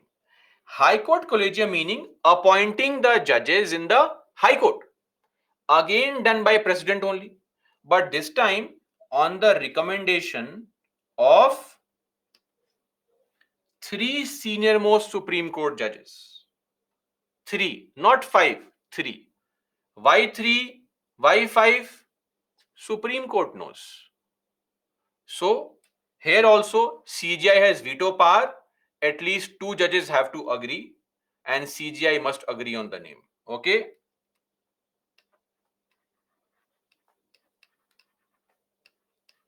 At least two judges must agree. CGI has veto power everywhere. I will not repeat this. CGI has veto power everywhere. Okay. Lastly, we have the transfer of judges. Transfer of judges. TFR stands for transfer.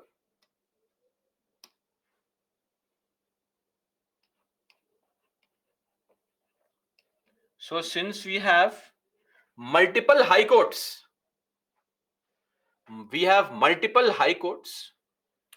so judges can be transferred from one high court to another high court. So in this situation, what happens is, again we are back to the five judges, and we will also need to consult these people, the CGIs. Consultation. Are we clear? Just consultation. Consultation. What is this CGI and O? I stands for incoming, O stands for outgoing. Okay. Now, please understand. Let's take an example and focus here. Let us say, example, there is a judge, Justice ABC. This is the person's name. Okay. He is currently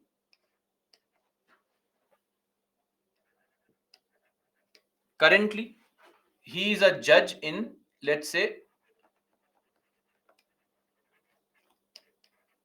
Bombay High Court, and we want to transfer this judge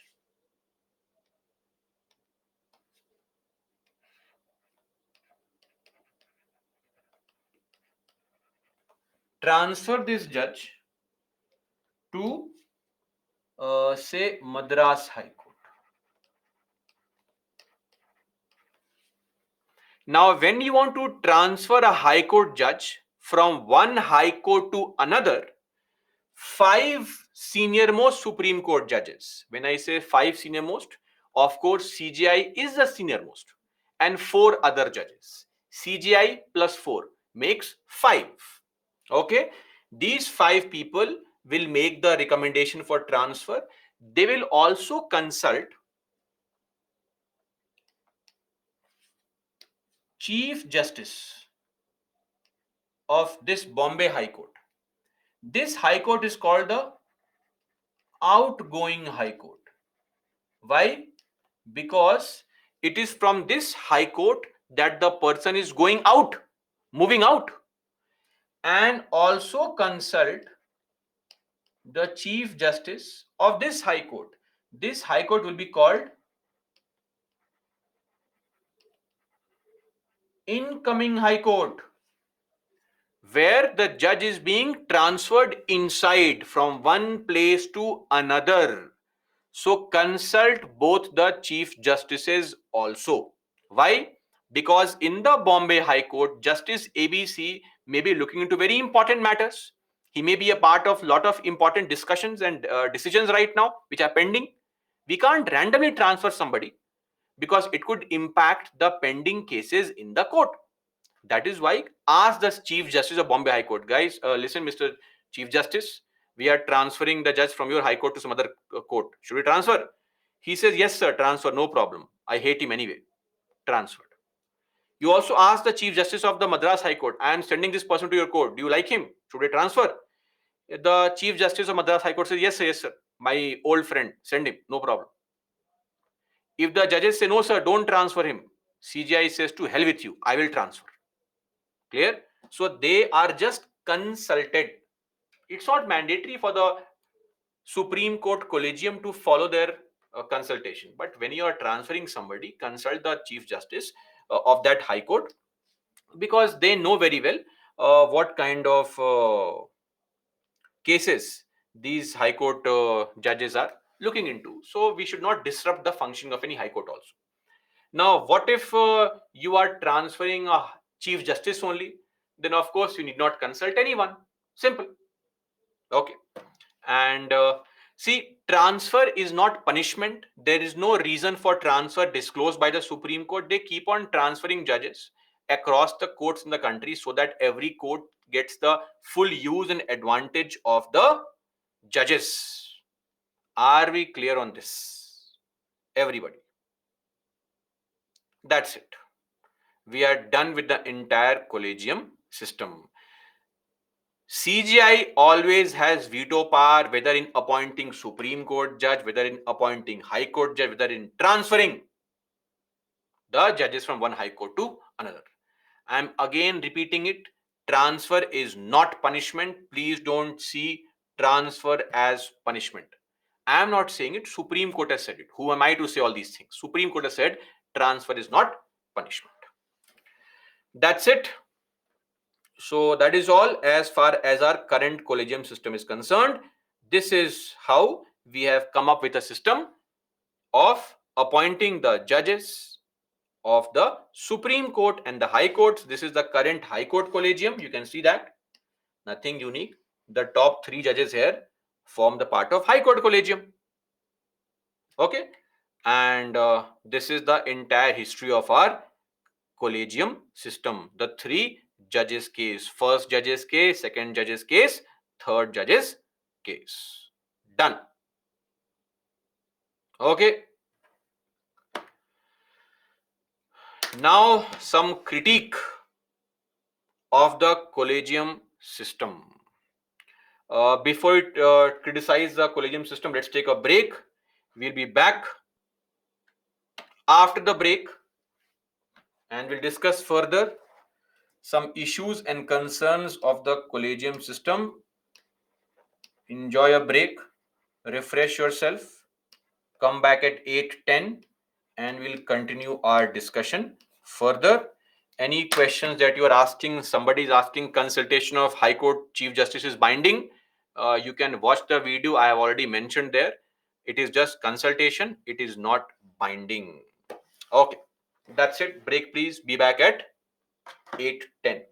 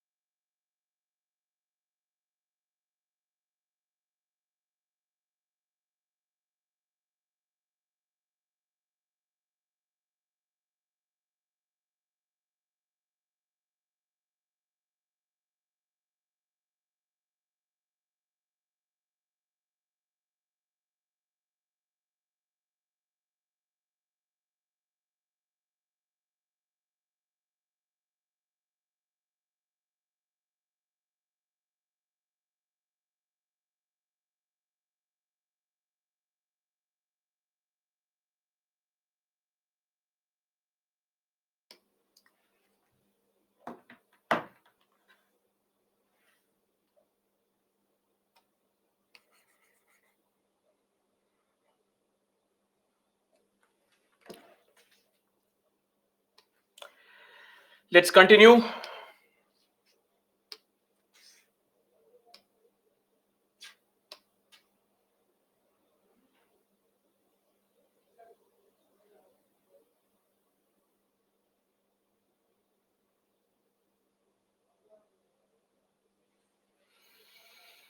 So we were discussing about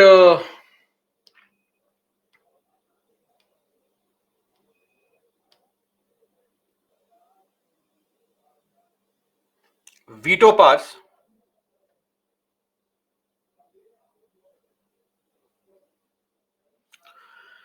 Now coming to uh, the criticism of this veto power.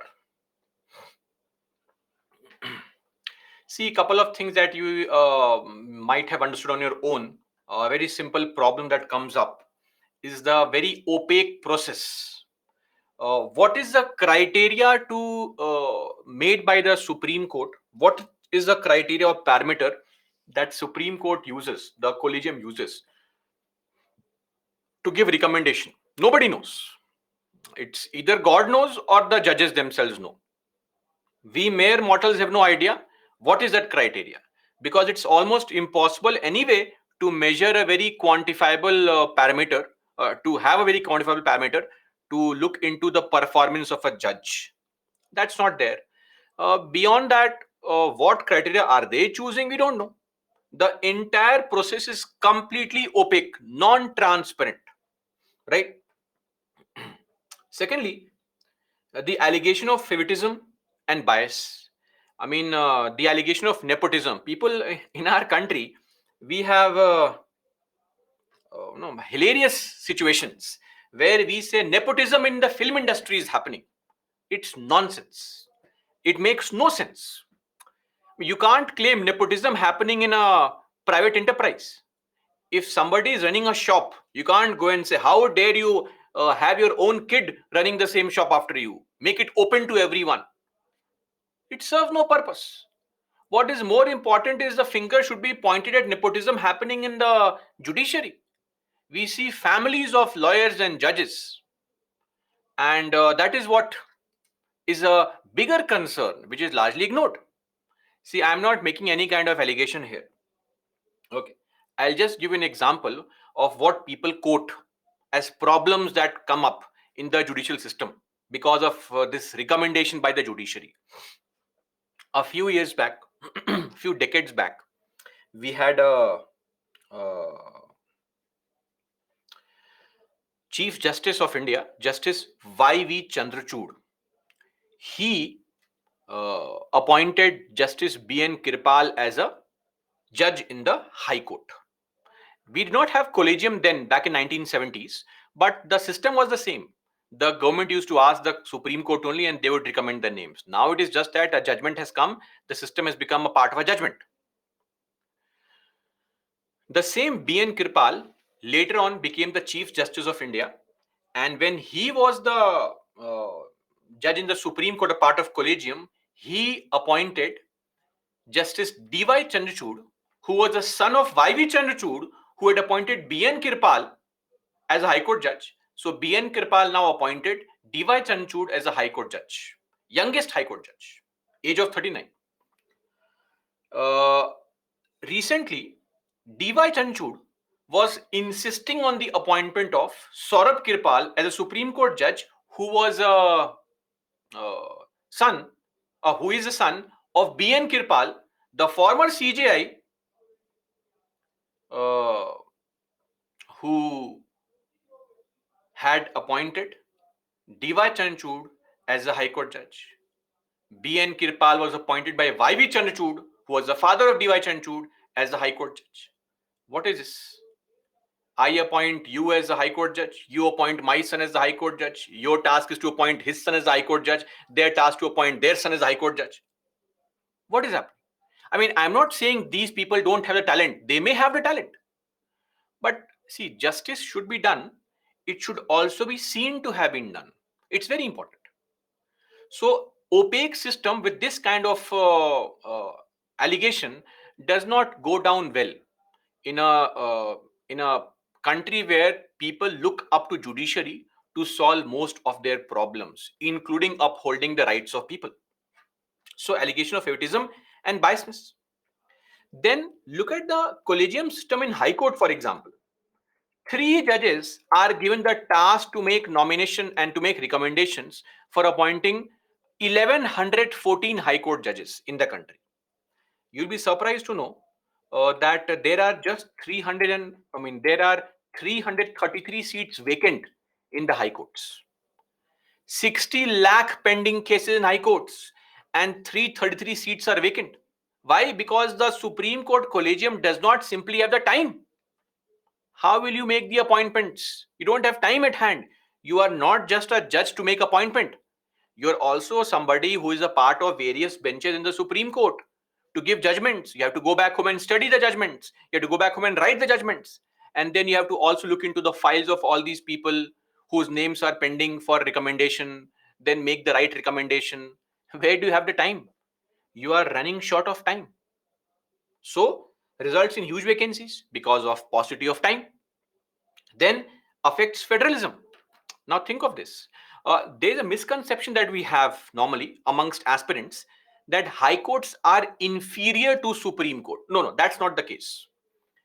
Because, and please follow this statement, because we have an integrated, judiciary, the high court judgments are up for challenge in Supreme Court. That's it. It does not mean that high court judges are subservient to the Supreme Court. That is not the case at all. That is why Supreme Court cannot issue orders to high courts and vice versa. So they are independent in their own right. But what has happened now is that suddenly, because the collegium is a high Supreme Court collegium of Supreme Court judges, all the high court judges, if I am a high court judge and I want to enter the Supreme Court, I know very well I have to be in the good books of the Supreme Court collegium. Constantly message them, good morning, sir. How are you? Such great judgment yesterday also. I saw your interview. Such amazing person you are, sir. Genius you are. Or even worse, imagine there is a high court judge sitting in a judgment. In front of the judge, there is a lawyer who is the son of some Supreme Court collegium judge. The lawyer is arguing the case. High court judge knows very well, if I give a judgment in this lawyer's favor, he may put two nice words for me in front of the collegium, in front of his father. So I'll appreciate the lawyer. Very great lawyer, genius. Why don't you come and sit here? I'll stand there. So you will start currying favors for the Supreme Court collegium, knowingly, unknowingly.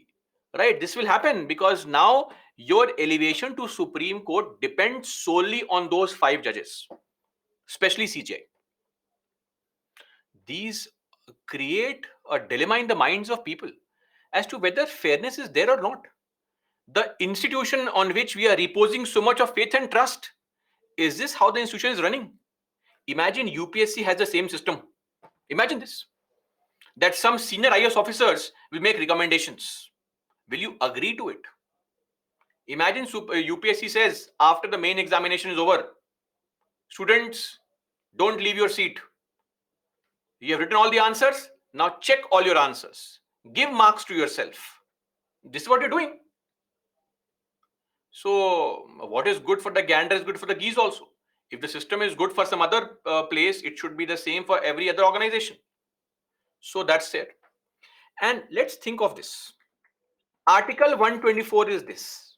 This is Article 124, constitutional provision. How can you interpret all this to mean all of this? CGI has veto power, 3 judges, 5 judges, transfer, question them also, 4:1, 5:0. Where is all this mentioned? I mean, interpretation means one thing. You interpret, help the people in understanding the meaning of the law. I mean, you are practically rewriting the entire article only in completely different words. Where is the basis? Where is the constitutional basis of all this? You are simply rewriting the entire constitution. You are not interpreting it. And look at the system world over. Which modern democracy with a written constitution Don't go to Israel and New Zealand and all. Which modern democracy with a written constitution has this kind of system where judiciary has completely liberated itself from any external control? We see so many countries. Look at USA. The judges in USA are appointed by the president. Yes, the president's appointment is approved by the Senate also, right? But here in India, you are free completely from any kind of external control. This is not how things should function. There has to be some kind of check. We want a check on the government, very good. We want a check on the parliament, very good. Bureaucracy, very good. But what about check on judiciary? So you are beyond any kind of failures and fallibility. That's not possible. So these are some issues concerning the collegium system. You can mention these issues, but I would ask you, don't take any names, don't write names. It would not go down well in the answer. Okay, so don't take names, please. I gave you the example of the Kirpal situation. I just give an example. I'm also not making any allegation, right? Of course, jail term is something which is difficult. Anyway, so I'm not making allegations here. I'm simply saying that people make all these allegations. So please don't take any name in your answer. Just mention these points. Now, remember just a few moments back, I was mentioning that in 1980s, there was a law commission which was formed, 121st Law Commission. So in that law commission, a report had come that why don't we do something? We should create an alternative system only of appointing judges. Some kind of commission can be created. And that commission will now appoint judges of Supreme Court and High Court. In fact, to tell you frankly, in 1990, a bill was brought, the 67th Constitutional Amendment Bill. Uh, in that particular bill, there was a creation of a body called Judicial Appointment Commission, right? National Judicial Commission. But the bill lapsed because the government collapsed, the National Front government, and the bill, because of the Lok Sabha's dissolution, the bill lapsed. Anyway, the same concept of NJAC,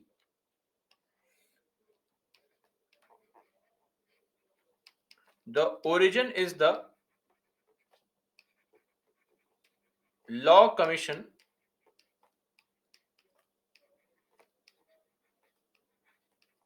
121st report, 1987.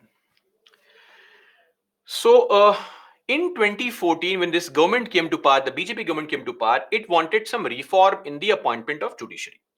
So it modified the constitution. 99th Amendment Act was passed, and 3 articles were added, 124 A, B, and C. And they set up a body. They went about to create a body called NJAC, National Judicial Appointments Commission.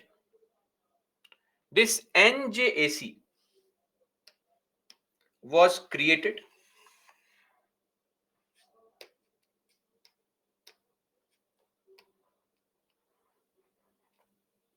with members, the CJI, 2 senior-most members of Supreme Court, law minister, the executive, and 2 eminent persons.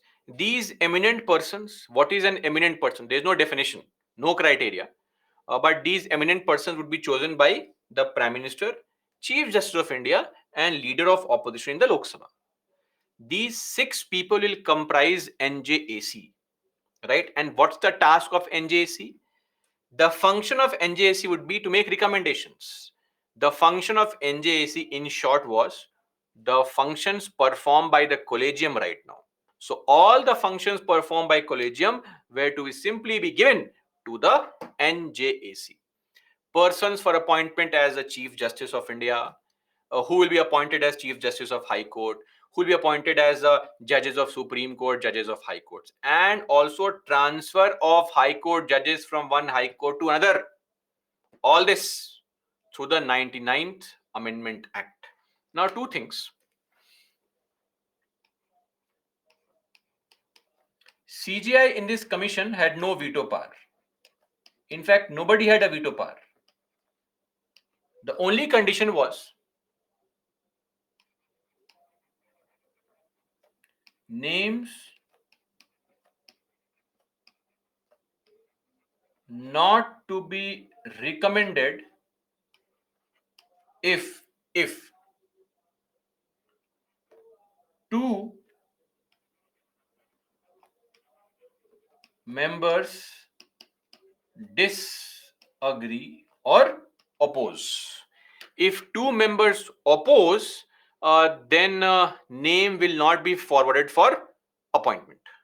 Out of these six people, any two if they oppose. So this was the NJAC, National Judicial Appointments Commission. Are we clear on this? Everyone? Now, the moment this amendment was made, it was challenged in the Supreme Court. And in the fourth judge's case, as we know it very popularly, the Supreme Court on record case, also called the fourth judge's case. Why? Because it deals with the appointment of judges. Supreme Court cancelled this provision, saying no. Why?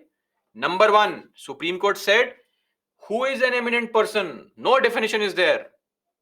Number two, you are including law minister.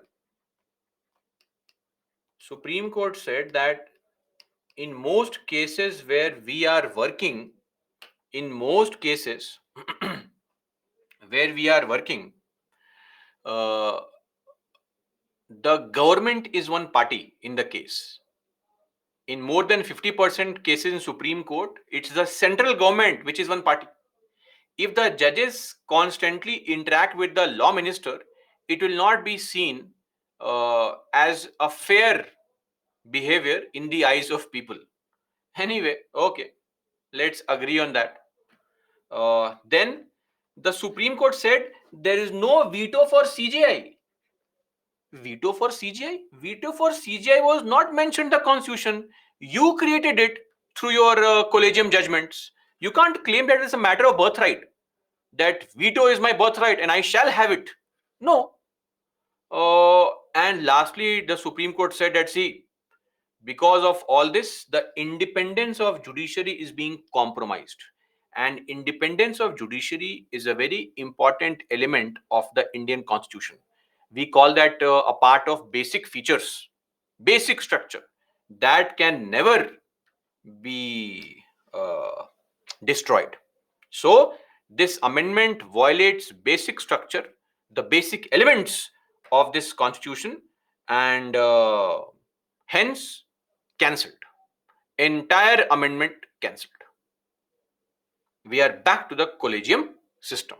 So a step was taken, but Supreme Court did not appreciate it, and we are back to the collegium system. Clear? This is with respect to the NJAC, and that is all as far as our collegium system and the appointment is concerned. See, I don't want to uh, make any allegations uselessly here.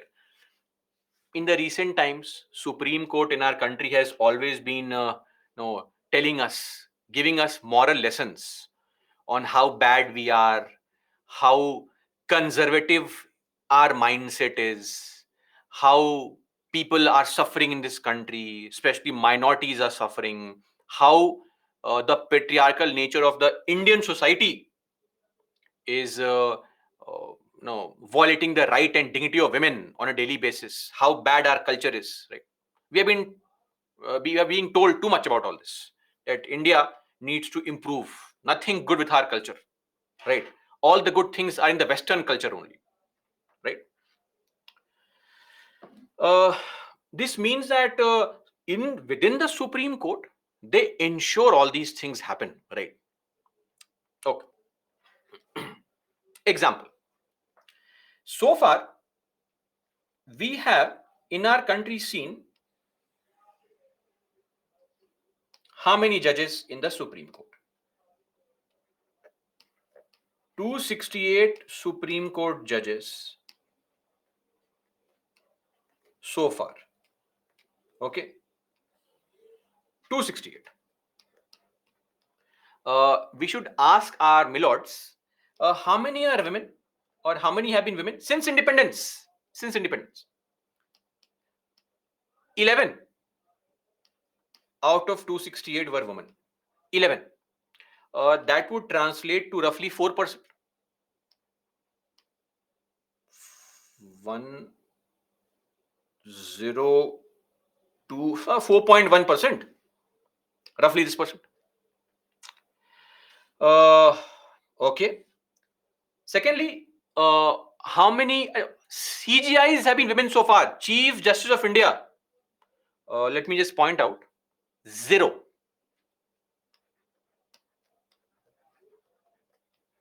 No woman CGI so far.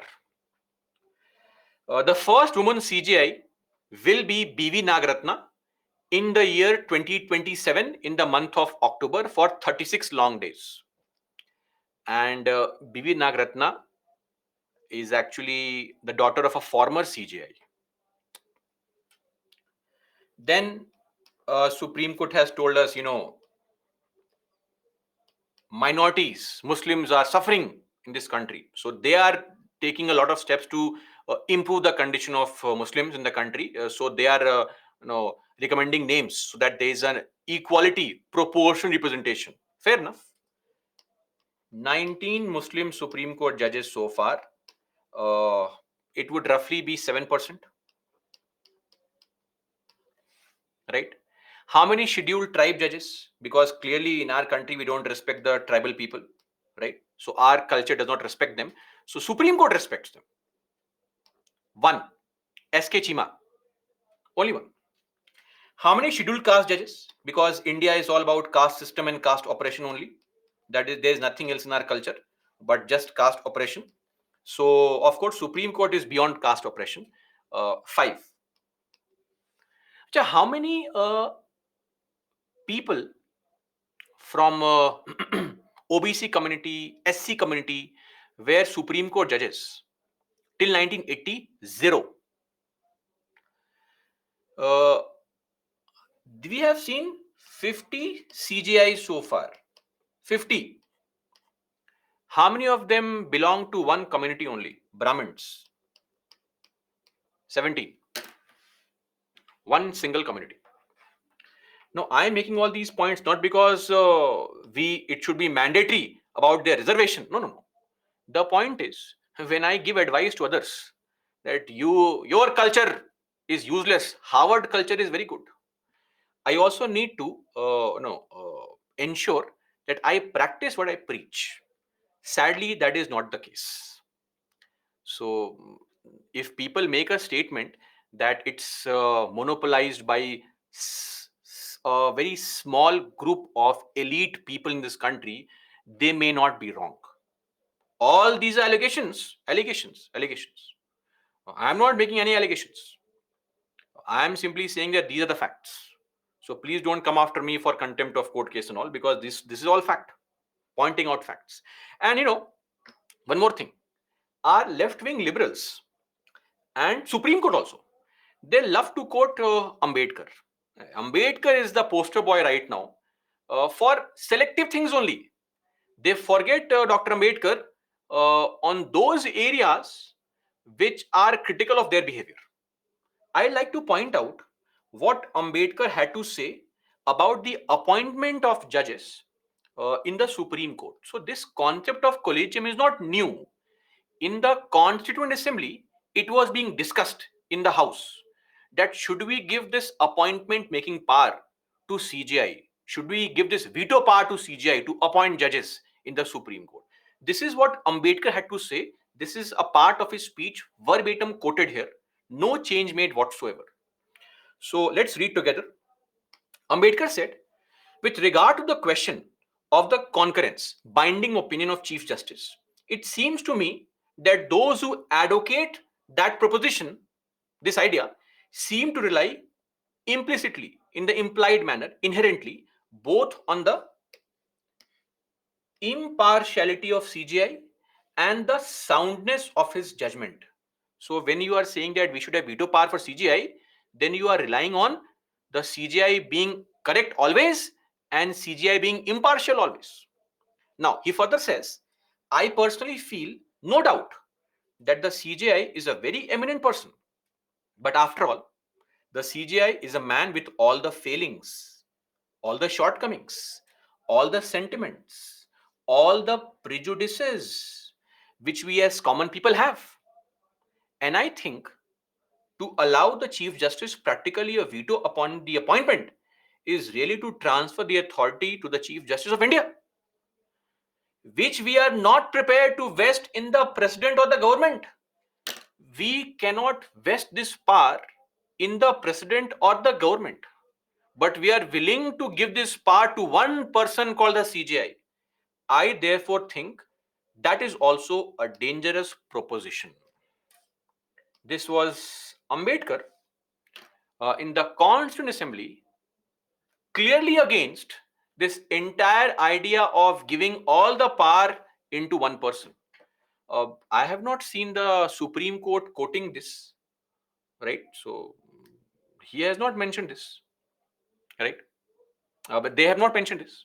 No judge, no left wing liberal is quoting this.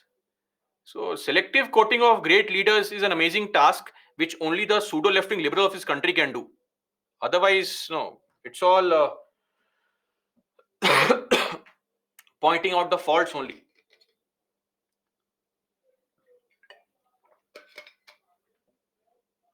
Okay, so that's it with respect to collegium.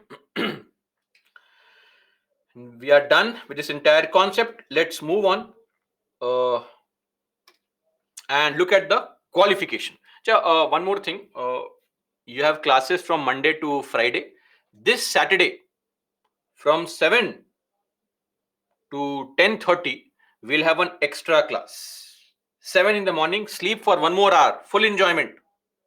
7 to 10:30. I hope you'll all be on board. No problem whatsoever.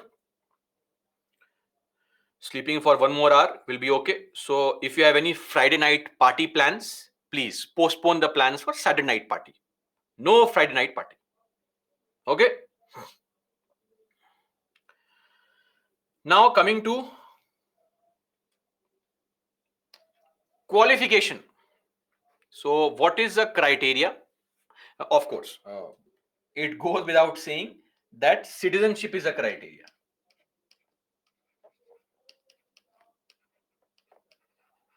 What is the minimum age to be a Supreme Court judge?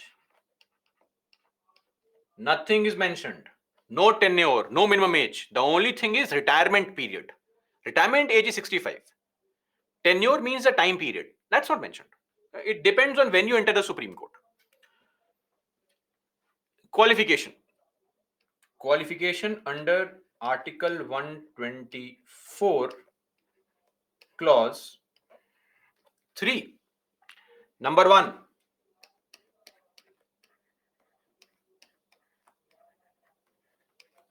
At least 5 years High Court judge. Or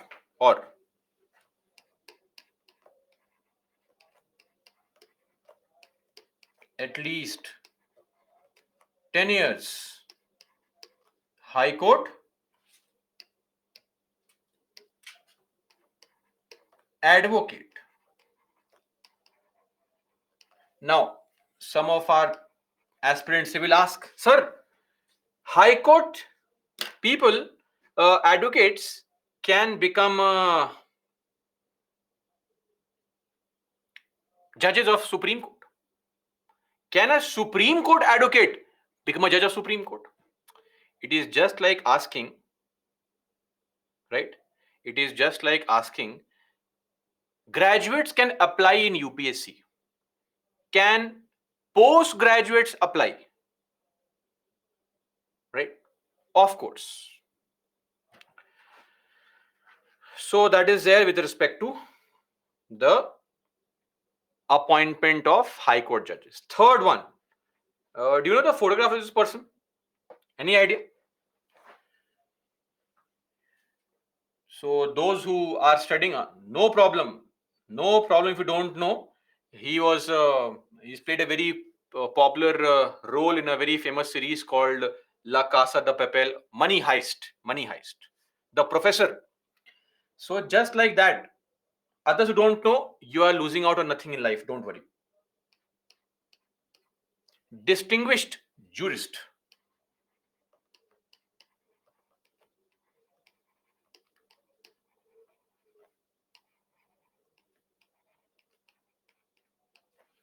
Who is a jurist?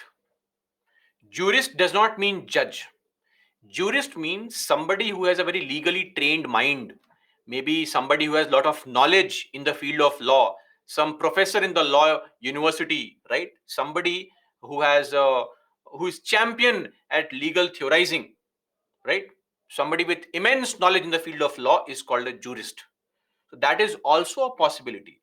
If you have very good knowledge in the field of law, then you can directly become a Supreme Court judge. But let me tell you, so far, not a single person has ever been made a Supreme Court judge who was just some distinguished jurist. It has always been High Court judges and sometimes High Court lawyers and Supreme Court lawyers. Very few lawyers, mostly High Court Chief Justices are made the Supreme Court judges. Clear? Now, who decides if you're a jurist or not? Collegium system. Five people in the Supreme Court, they decide whether you are an expert in the field of law or not. Clear? Now, if you are born, you die. If you are appointed, you can be removed. What's the process of removal? The procedure of removal of the judges of the Supreme Court. One more thing. The process of removal of judges of Supreme Court and the high courts is the exact same procedure. So Parliament can remove the judges of Supreme Court and the high courts. For high courts, there is a separate article which is called Article 218, but Article 200 says that the judges of high courts are removed on the same ground in the same manner as Supreme Court judge. So same process through a special majority. And what is that? 2 by 3 present and voting, more than 50% total strength of the house, total membership of the house. Now, what is a ground? Ground means reason. Reason is misbehavior or incapacity. Now, these words are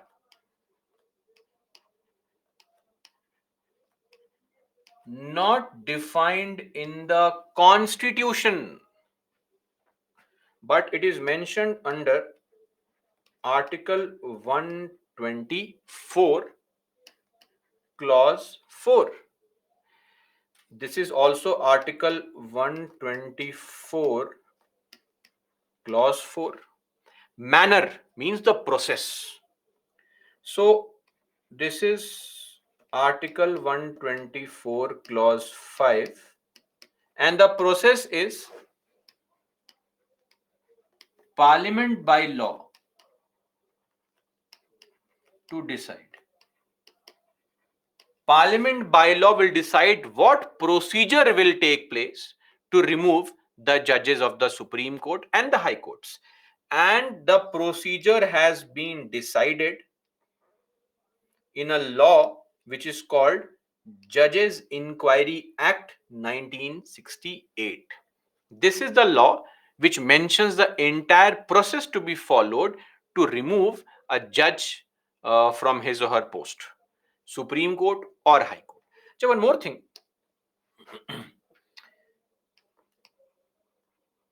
Same process for removal of this process of removal is used for some other people also. We have seen an example of a person who is removed in the same manner as a High Court judge. Tell me. Tell me. SEC, State Election Commissioner. Apart from this, CEC, Chief Election Commissioner, and CAG, Comptroller and Auditor General, they are also removed in the exact same manner, same ground, same manner that is used for the removal of what? The Supreme Court and High Court judges. Of course, they can also submit resignation, right? Resignation is submitted.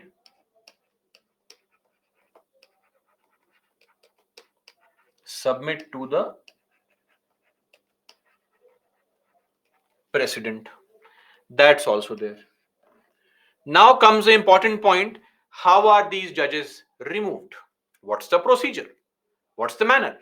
The manner is mentioned in the law called Judges Inquiry Act. This is the law and this is the procedure.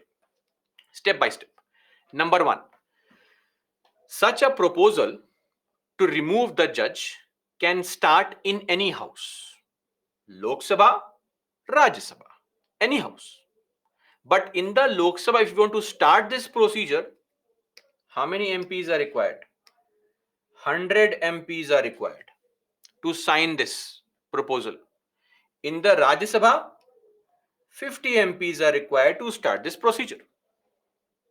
Now, when you give this notice for removal to the presiding officer, he can accept the proposal or can reject the proposal also.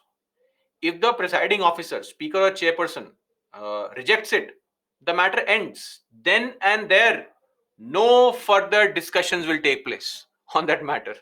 It's over, done and dusted. The judge cannot be removed. For example, uh, in the case of one Justice Deepak Mishra, uh, Chief Justice, when he was being removed, the notice was given in the Rajya Sabha to the Vice President, the chairperson. The Vice President turned down the notice, saying, no, no, no, it's all useless. And the proposal was stopped there only. Look at the check. Look at the check. The presiding officers can stop the process. Now, if it is accepted, a committee is formed. That is what is called the inquiry committee. Inquiry committee is formed comprising of 3 members: Judge of Supreme Court, Judge of High Court, Chief Justice of High Court, and any distinguished jurist. So basically, CGI, Chief Justice of some High Court, and some retired Supreme Court judge. They form a committee, the inquiry committee. This inquiry committee will look into the allegation. After all, you are removing the judge and giving some ground. So, this inquiry committee would look into the allegation, find out whether the allegation is true or false. Okay. Now, one more thing here.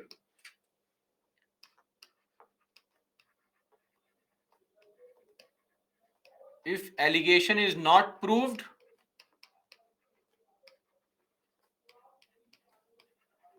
matter ends. So your friends are going to inquire into your removal. To give an example, there was a judge, S.K. Gangle. S.K. Gangle from the Madhya Pradesh High Court. There was an allegation against him of sexual harassment in 2015. Then the inquiry committee found the allegation to be not true.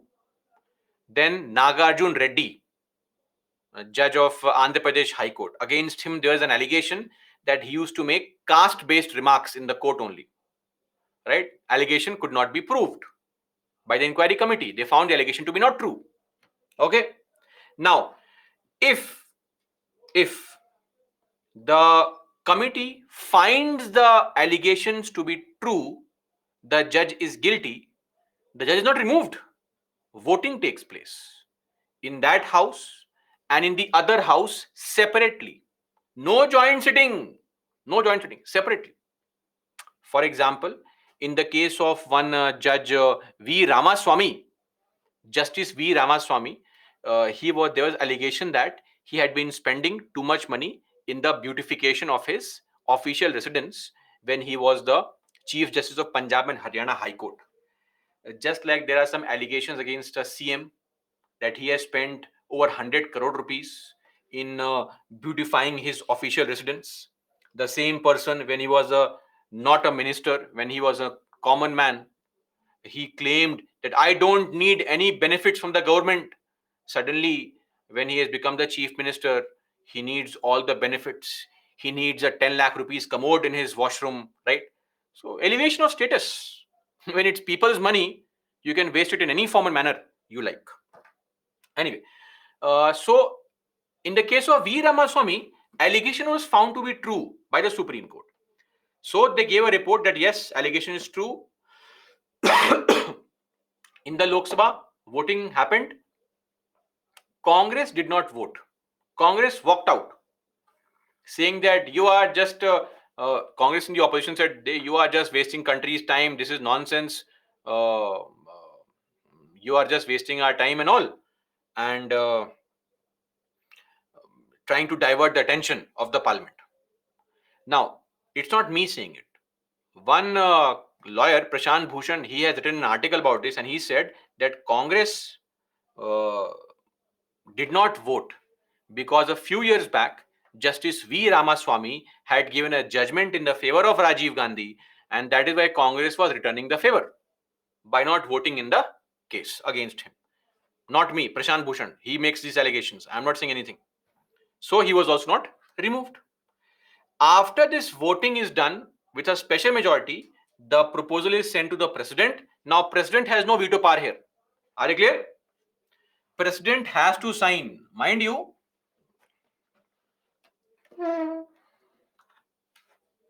president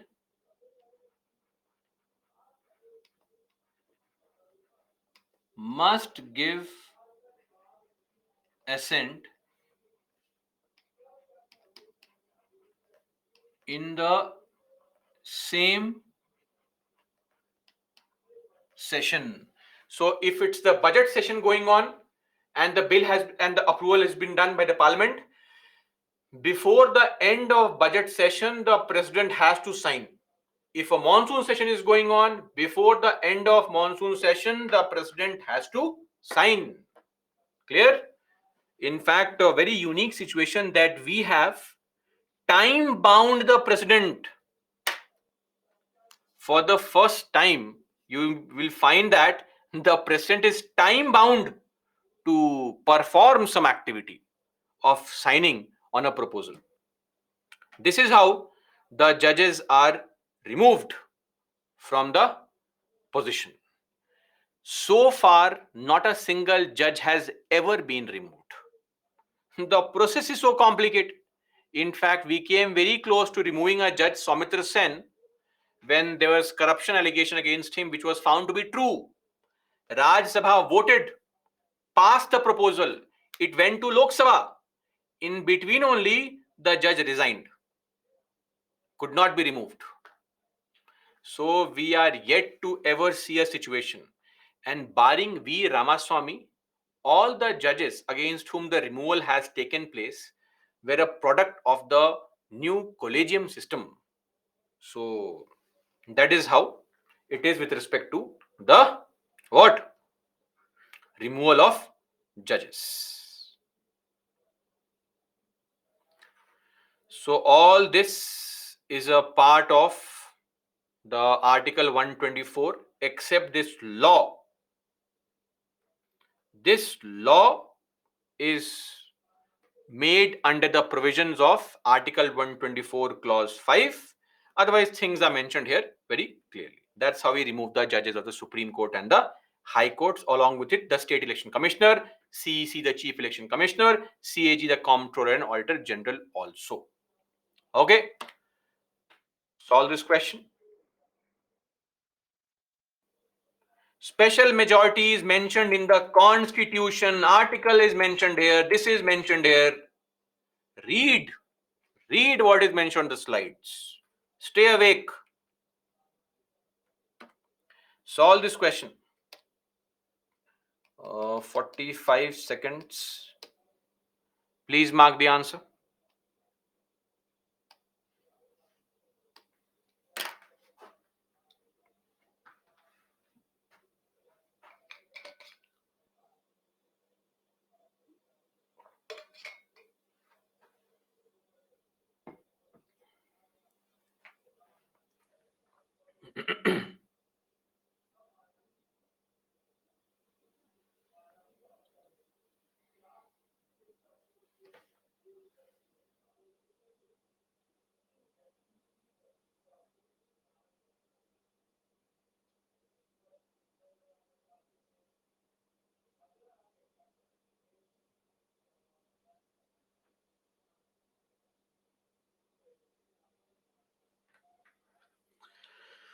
Okay, easy question. The motion to impeach a judge of Supreme Court cannot be rejected is wrong. Can be rejected. Remove A and D. 3 is correct then. So this has to be correct. The details of the process of impeachment of judges are given in the Inquiry Act. The 2 is wrong. Constitution of India defines and gives detail. There is no definition whatsoever. So 2 is wrong. 1 is wrong. Let's look at 4. If the motion of impeachment of a judge is taken up for voting, the law requires the motion to be backed by each house of the parliament and supported by a majority of total membership of that house and by not less than two-thirds of the total member of that house present and voting. 4 is also correct. Right answer is C. 3 and 4 only. Clear? Okay.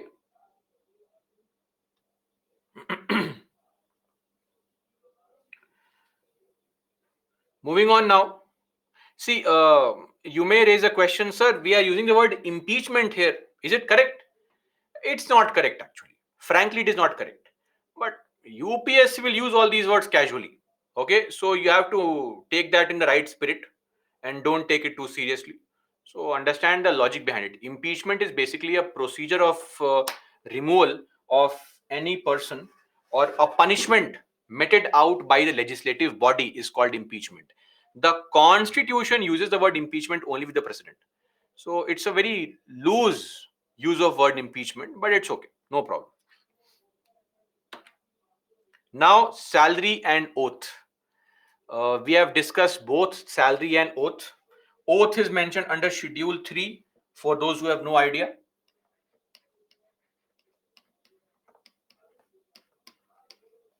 And salary is mentioned under Schedule 2. What is the salary of a Supreme Court Chief Justice? 2.85 lakhs. Salary of Supreme Court Judge? 2.5 lakhs. There is also a law, Supreme Court Salaries and Conditions of Service Act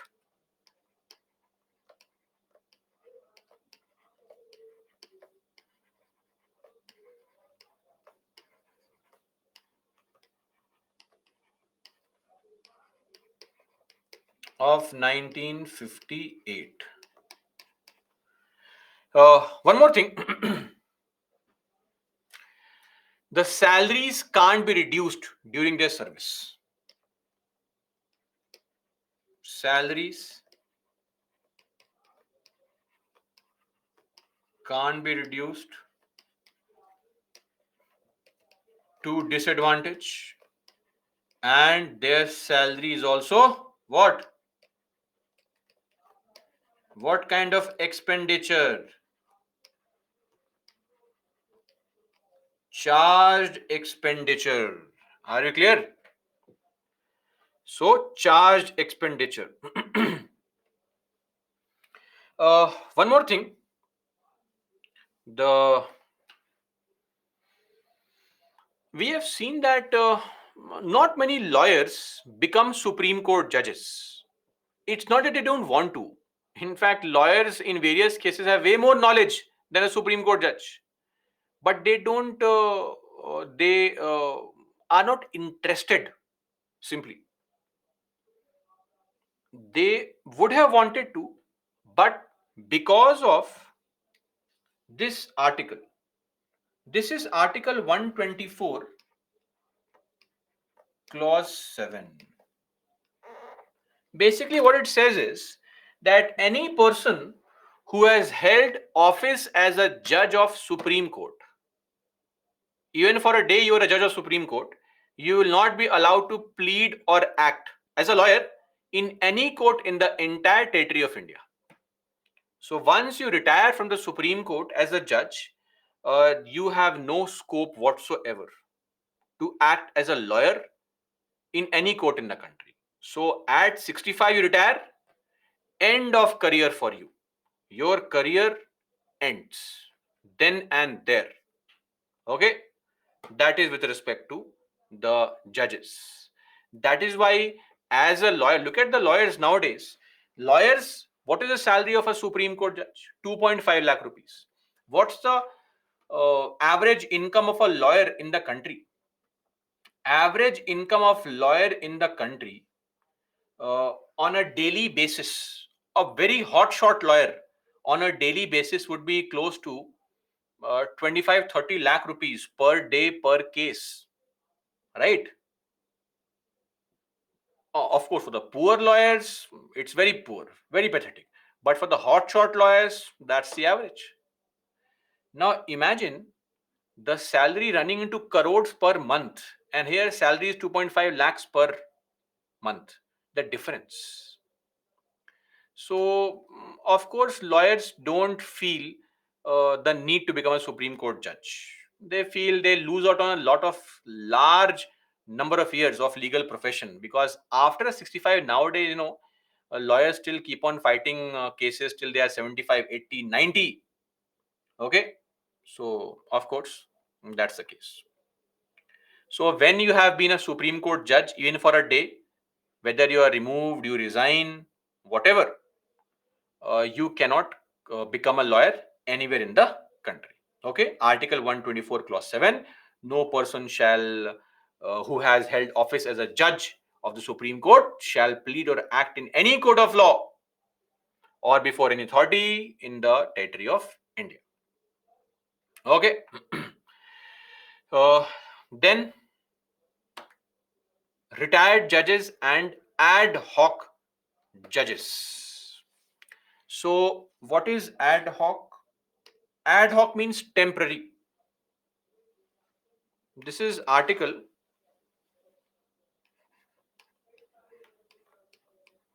127. Ad hoc judges.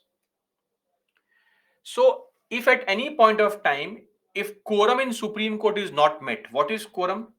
Now you will say the quorum is 10%. That is for legislature.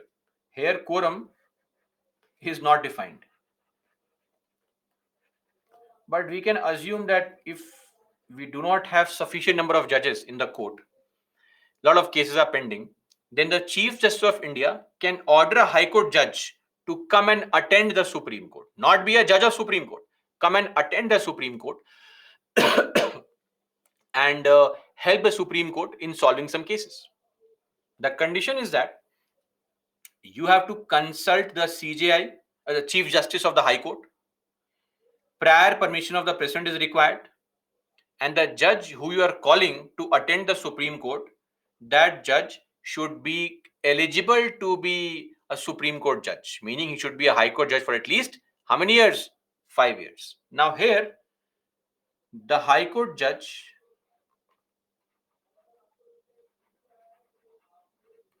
must attend, meaning can't refuse. He cannot simply say, no, sir, I can't come to Delhi. Delhi is too far from my place. Air is polluted. Sorry, I'm feeling too shy to come to Supreme Court.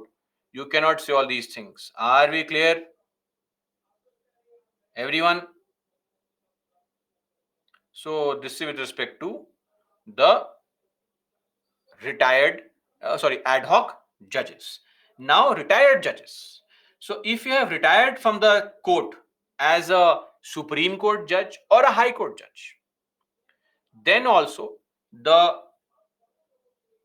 CJI CJI can call you that please come help us out. There are so many pending cases. Please help us out.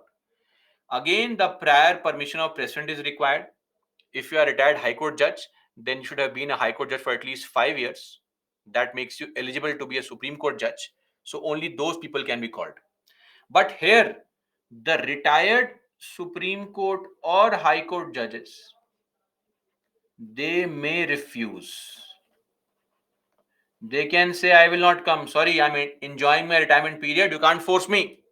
They can refuse. But the High Court judges, they can't refuse. They have to come and attend the Supreme Court. That's the difference. Clear on this? Okay. So this is with respect to the ad hoc judges, and we have Article 128 for what? For the retired judges. Lastly, we have Article 129, very, very important. This article talks about the Supreme Court and High Courts being court of records. So, what is court of records? Firstly, a court of record is a court where you have a record room and all the records are kept. Yes or no? Where you have a large record room full of AC chamber, and all the records are kept there. No, that is not a court of records. Are we clear? Court of record is a court, the judgments of which are recorded for perpetual memory. Meaning, whenever this court gives a judgment, the judgments become facts. Verdicts have evidentiary value. Verdicts become facts.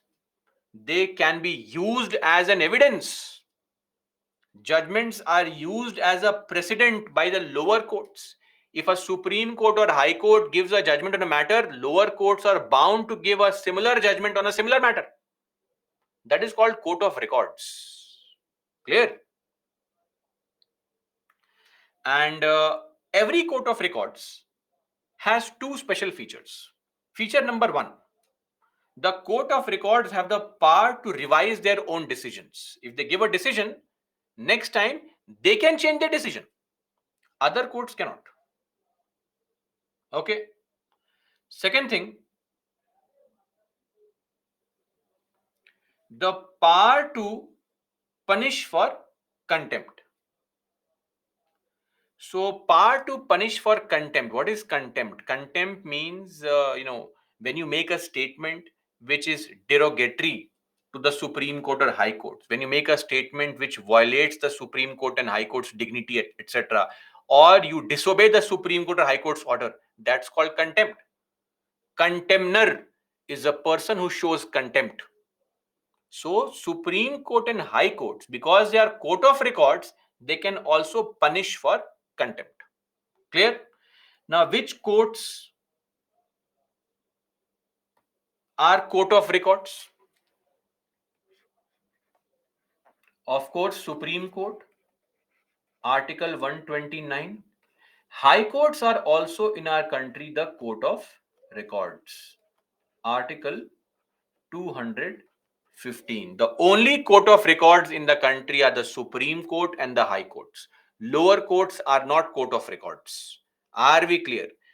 Court of records can review their own decisions. This was said by Supreme Court only in the Shiv Deo Singh case of 1963, and everywhere world over, in every country, the top courts are court of records, and they have the power to punish for their contempt. It's a standard provision everywhere. Lastly, seat of Supreme Court, Article 130. Where does the Supreme Court sit? Supreme Court shall sit in Delhi, but Supreme Court can sit in other places also.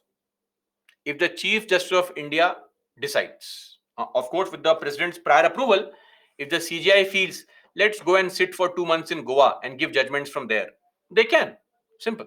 But you have to get the president's prior approval. Government's approval is required, because if you go and sit somewhere else, you have to require funds, etc., which will come from the government only. So this is a seat of Supreme Court. So one small point. See, Supreme Court, the apex court of the country, is in Delhi. So think of this, let's say, as a rough sketch of India. This is Delhi. If you are facing some problem, Allahabad High Court judgment, you approach Delhi. Punjab and Haryana High Court approach Delhi. Jodhpur High Court go to Delhi. Madhya Pradesh High Court go to Delhi. But look at the problem of people say in Chennai. If you have a problem with Chennai High Court judgment, Madras High Court judgment, Guwahati High Court judgment, Gujarat High Court judgment, look at the distance you have to travel. And don't think that Supreme Court decides on one day only. The average time that Supreme Court takes to decide is roughly 4 years. So you have to pack your bags for 4 years and move to Delhi, right? So like a UPSC aspirant, which causes a problem. So we find that the farther you move away from Delhi, people don't usually come for appeal in the Supreme Court. Because of what? Because of this problem that the distance is an impediment. So there is a suggestion, and the suggestion is that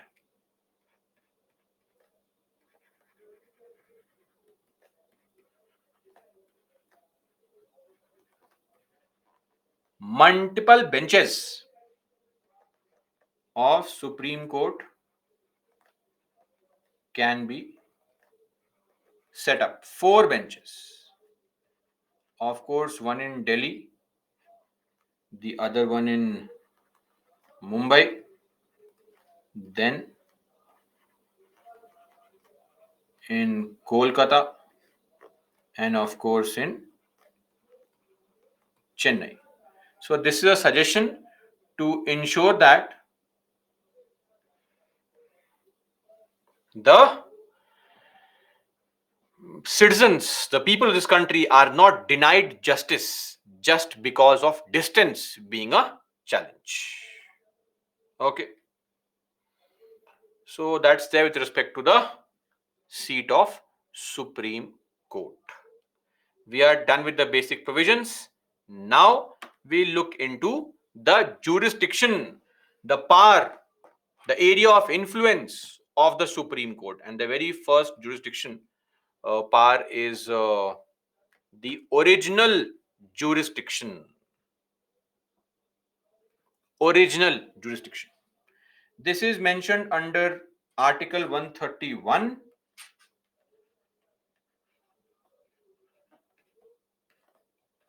Original jurisdiction. So what is this? There are some type of cases which can go to the Supreme Court directly.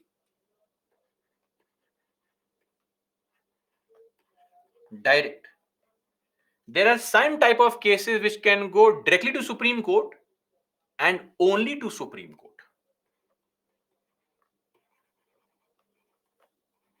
Exclusive. Only to Supreme Court.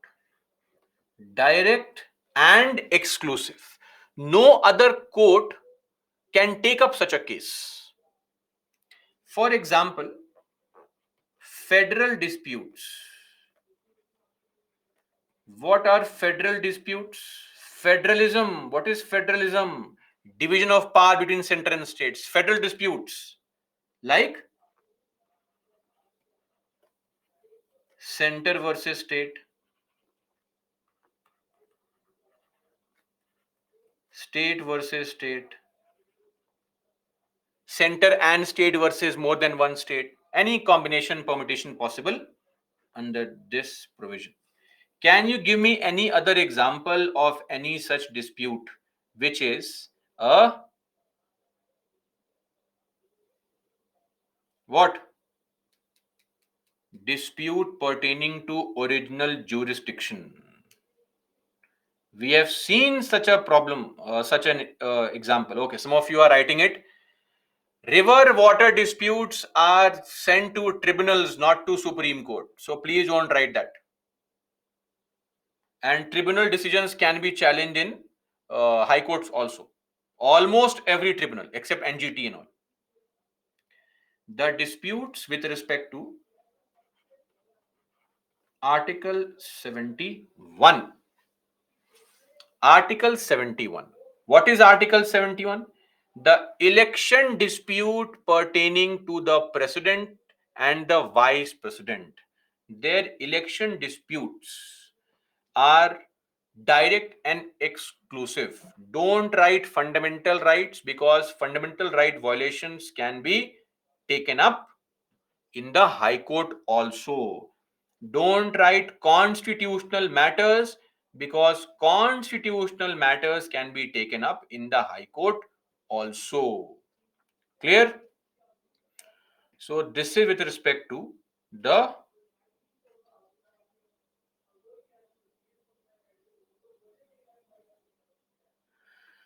original jurisdiction, right? So direct meaning you directly go to Supreme Court. You don't need to go to a lower court first. And exclusive meaning you go only to the Supreme Court. So federal disputes, yes, by boundary dispute between two states. What is that? State versus state. So it's all covered under state versus state only, whether it is boundary dispute or any other dispute. It is all under state versus state only. Okay, that's it. Original jurisdiction, Article 131. The examples being federal disputes and also Article 71. Solve this question. What is Smriti? Center versus center. Give me an example of center versus center dispute. And then I'll answer your question. Others, solve this question, please. Last question for the day.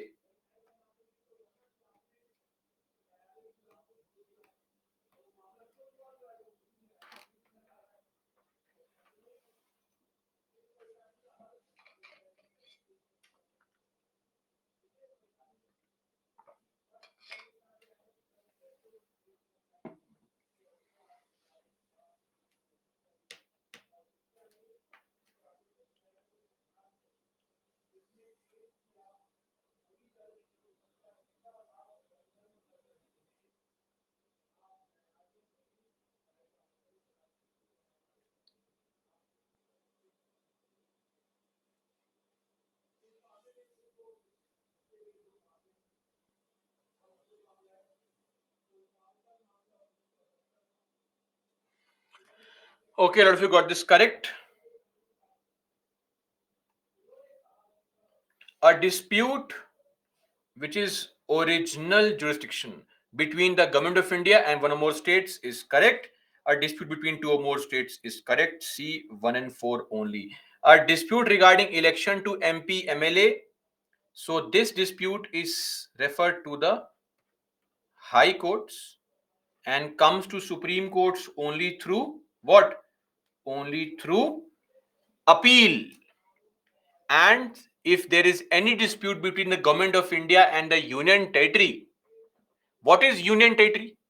The name itself is clear. Territory of the Union. So it's a dispute of the center with a body which is controlled by the center ultimately. So such issues are resolved in the high courts only. Okay, that is there with respect to the original jurisdiction, which brings us to an end of our discussion today. Tomorrow we'll take up for discussion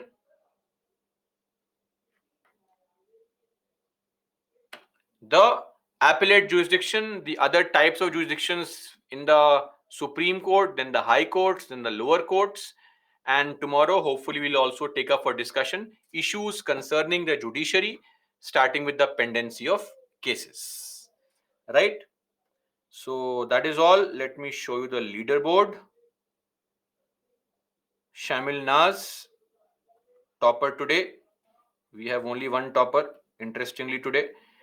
Mishal, Kirtana, Shivasai Kumar, Janvi, Purva, Kaustubh, Kambapati, Priyadarshini, KK, Shelly are at rank 2, and then we have other people at rank 12. This list will have lot of other people also at rank 12, but since the leaderboard only displays top 20, so this is the top 20. Great. Okay, so you have studied lot of things today. I would request you to please revise and come tomorrow. And as far as tomorrow is concerned, I think we know by now monthly magazine needs to be covered. Political theory chapter 3 needs to be covered. Today you start Kurukshetra of the month of May. Yesterday it was Yojana, today Kurukshetra for the month of May. Plus, of course, revision. Write the answers to the questions on local self governance. Right? That should be sufficient. Okay. That's all for me, guys. Jai Hind. And yes, extra class on Saturday.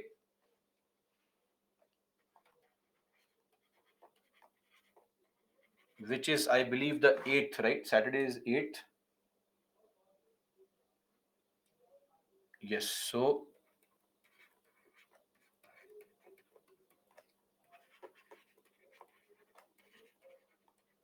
extra class. Time is 7 to 10:30. Now, that's all for me, guys. Jai Hind. In case you have questions. Arjun, what is interpretation of law? What is interpretation of law? We have to explain the English words also. Interpreting a law is what? Understanding a law. What is the real meaning of the law? If there's any confusion in the meaning of the word, the Supreme Court, the High Courts will help us understand the meaning of the law. And where does it apply? It applies everywhere.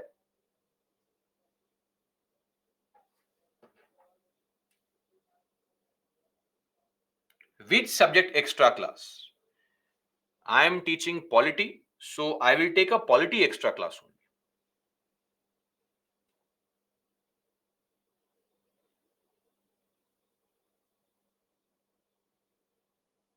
Soumya, example is Delhi versus Center.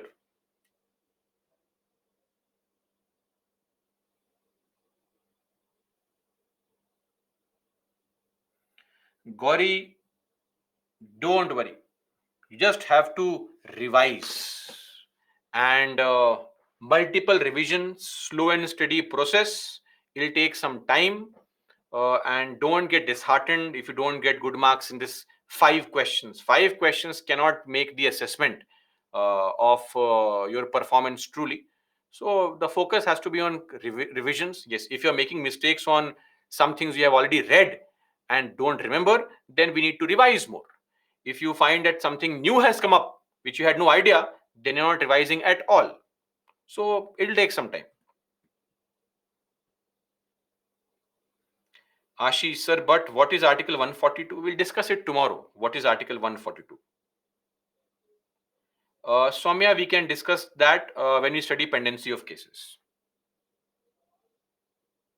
No, Shriman, not important. It is Ilyas. It is effective majority only. I don't know what the book mentions. In fact, the book has changed it. In the current edition, the book has modified it. In the old one, they were using the wrong term. Sometimes books have wrong information. Don't feel bad about it. Books may have improper information. Learn to ignore. No problem. To transfer at least 3 judges, it's always 4 judges who have to agree, right? What is Article 126? Article 126 is the appointment of acting Chief Justice of India, right? Don't worry. Whenever CGI is not there, then the senior most Supreme Court judge becomes the acting CGI. Rashida, what is your concern, bhai? Write your concern once again.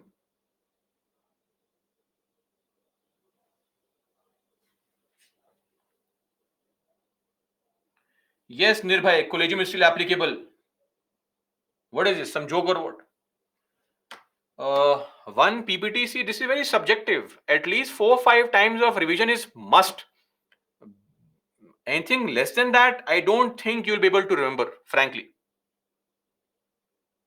How to use cases and answer. This can't be addressed by me. It depends on whether a question requires mentioning cases or not. Okay. Twisha. Twisha, I hope I'm pronouncing it correctly. So, Twisha, this law minister's problem was that in most of the pending cases in the Supreme Court,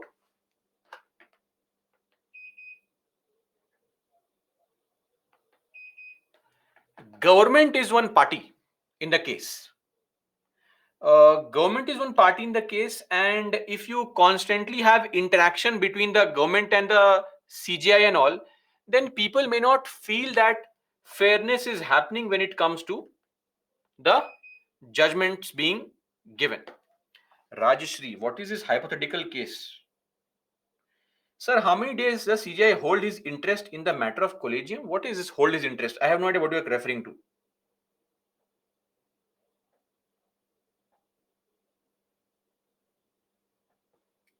Opaque means, please do one thing. Type in Google what is the meaning of opaque. Non-transparent.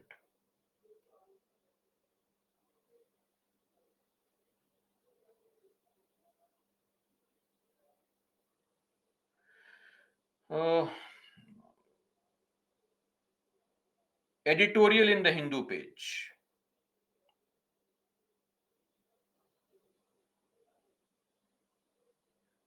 If CJ incoming doesn't want the transfer for valid reasons, see, if it is for valid reasons, ideally the transfer will not be enforced. But as I said, it is ultimately the power of the Supreme Court Collegium. Chief Justices of the High Courts are just consulted, so it can be forced. Sort of start right now. We should ideally start from January till April.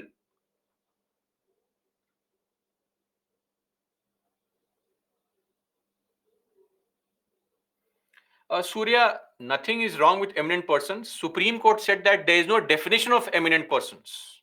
That is why. Yes, Chinmay, that can be used directly in the answer.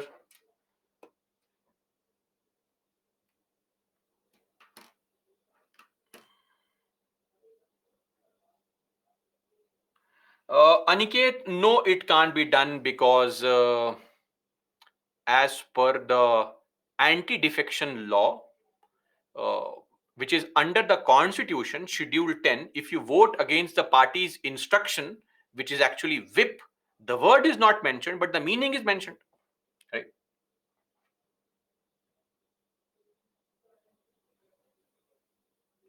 Havoc judge in HC can be advocate. I'm not sure what that question is, but just to summarize,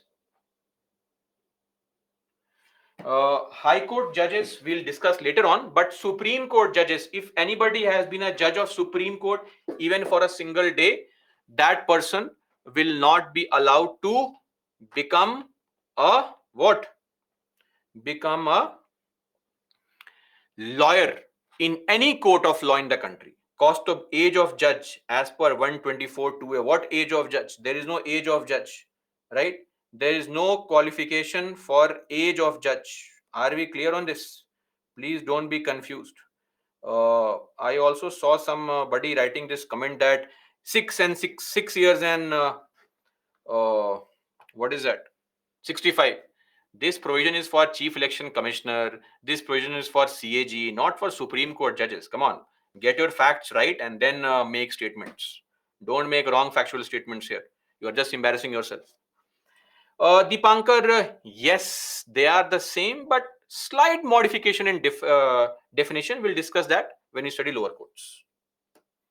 Okay, guys, I think that's all for me today. Let's meet tomorrow. Your experts will keep on addressing your concerns. If you have any, let's meet tomorrow. Till then, that's all for me. Jai Hind.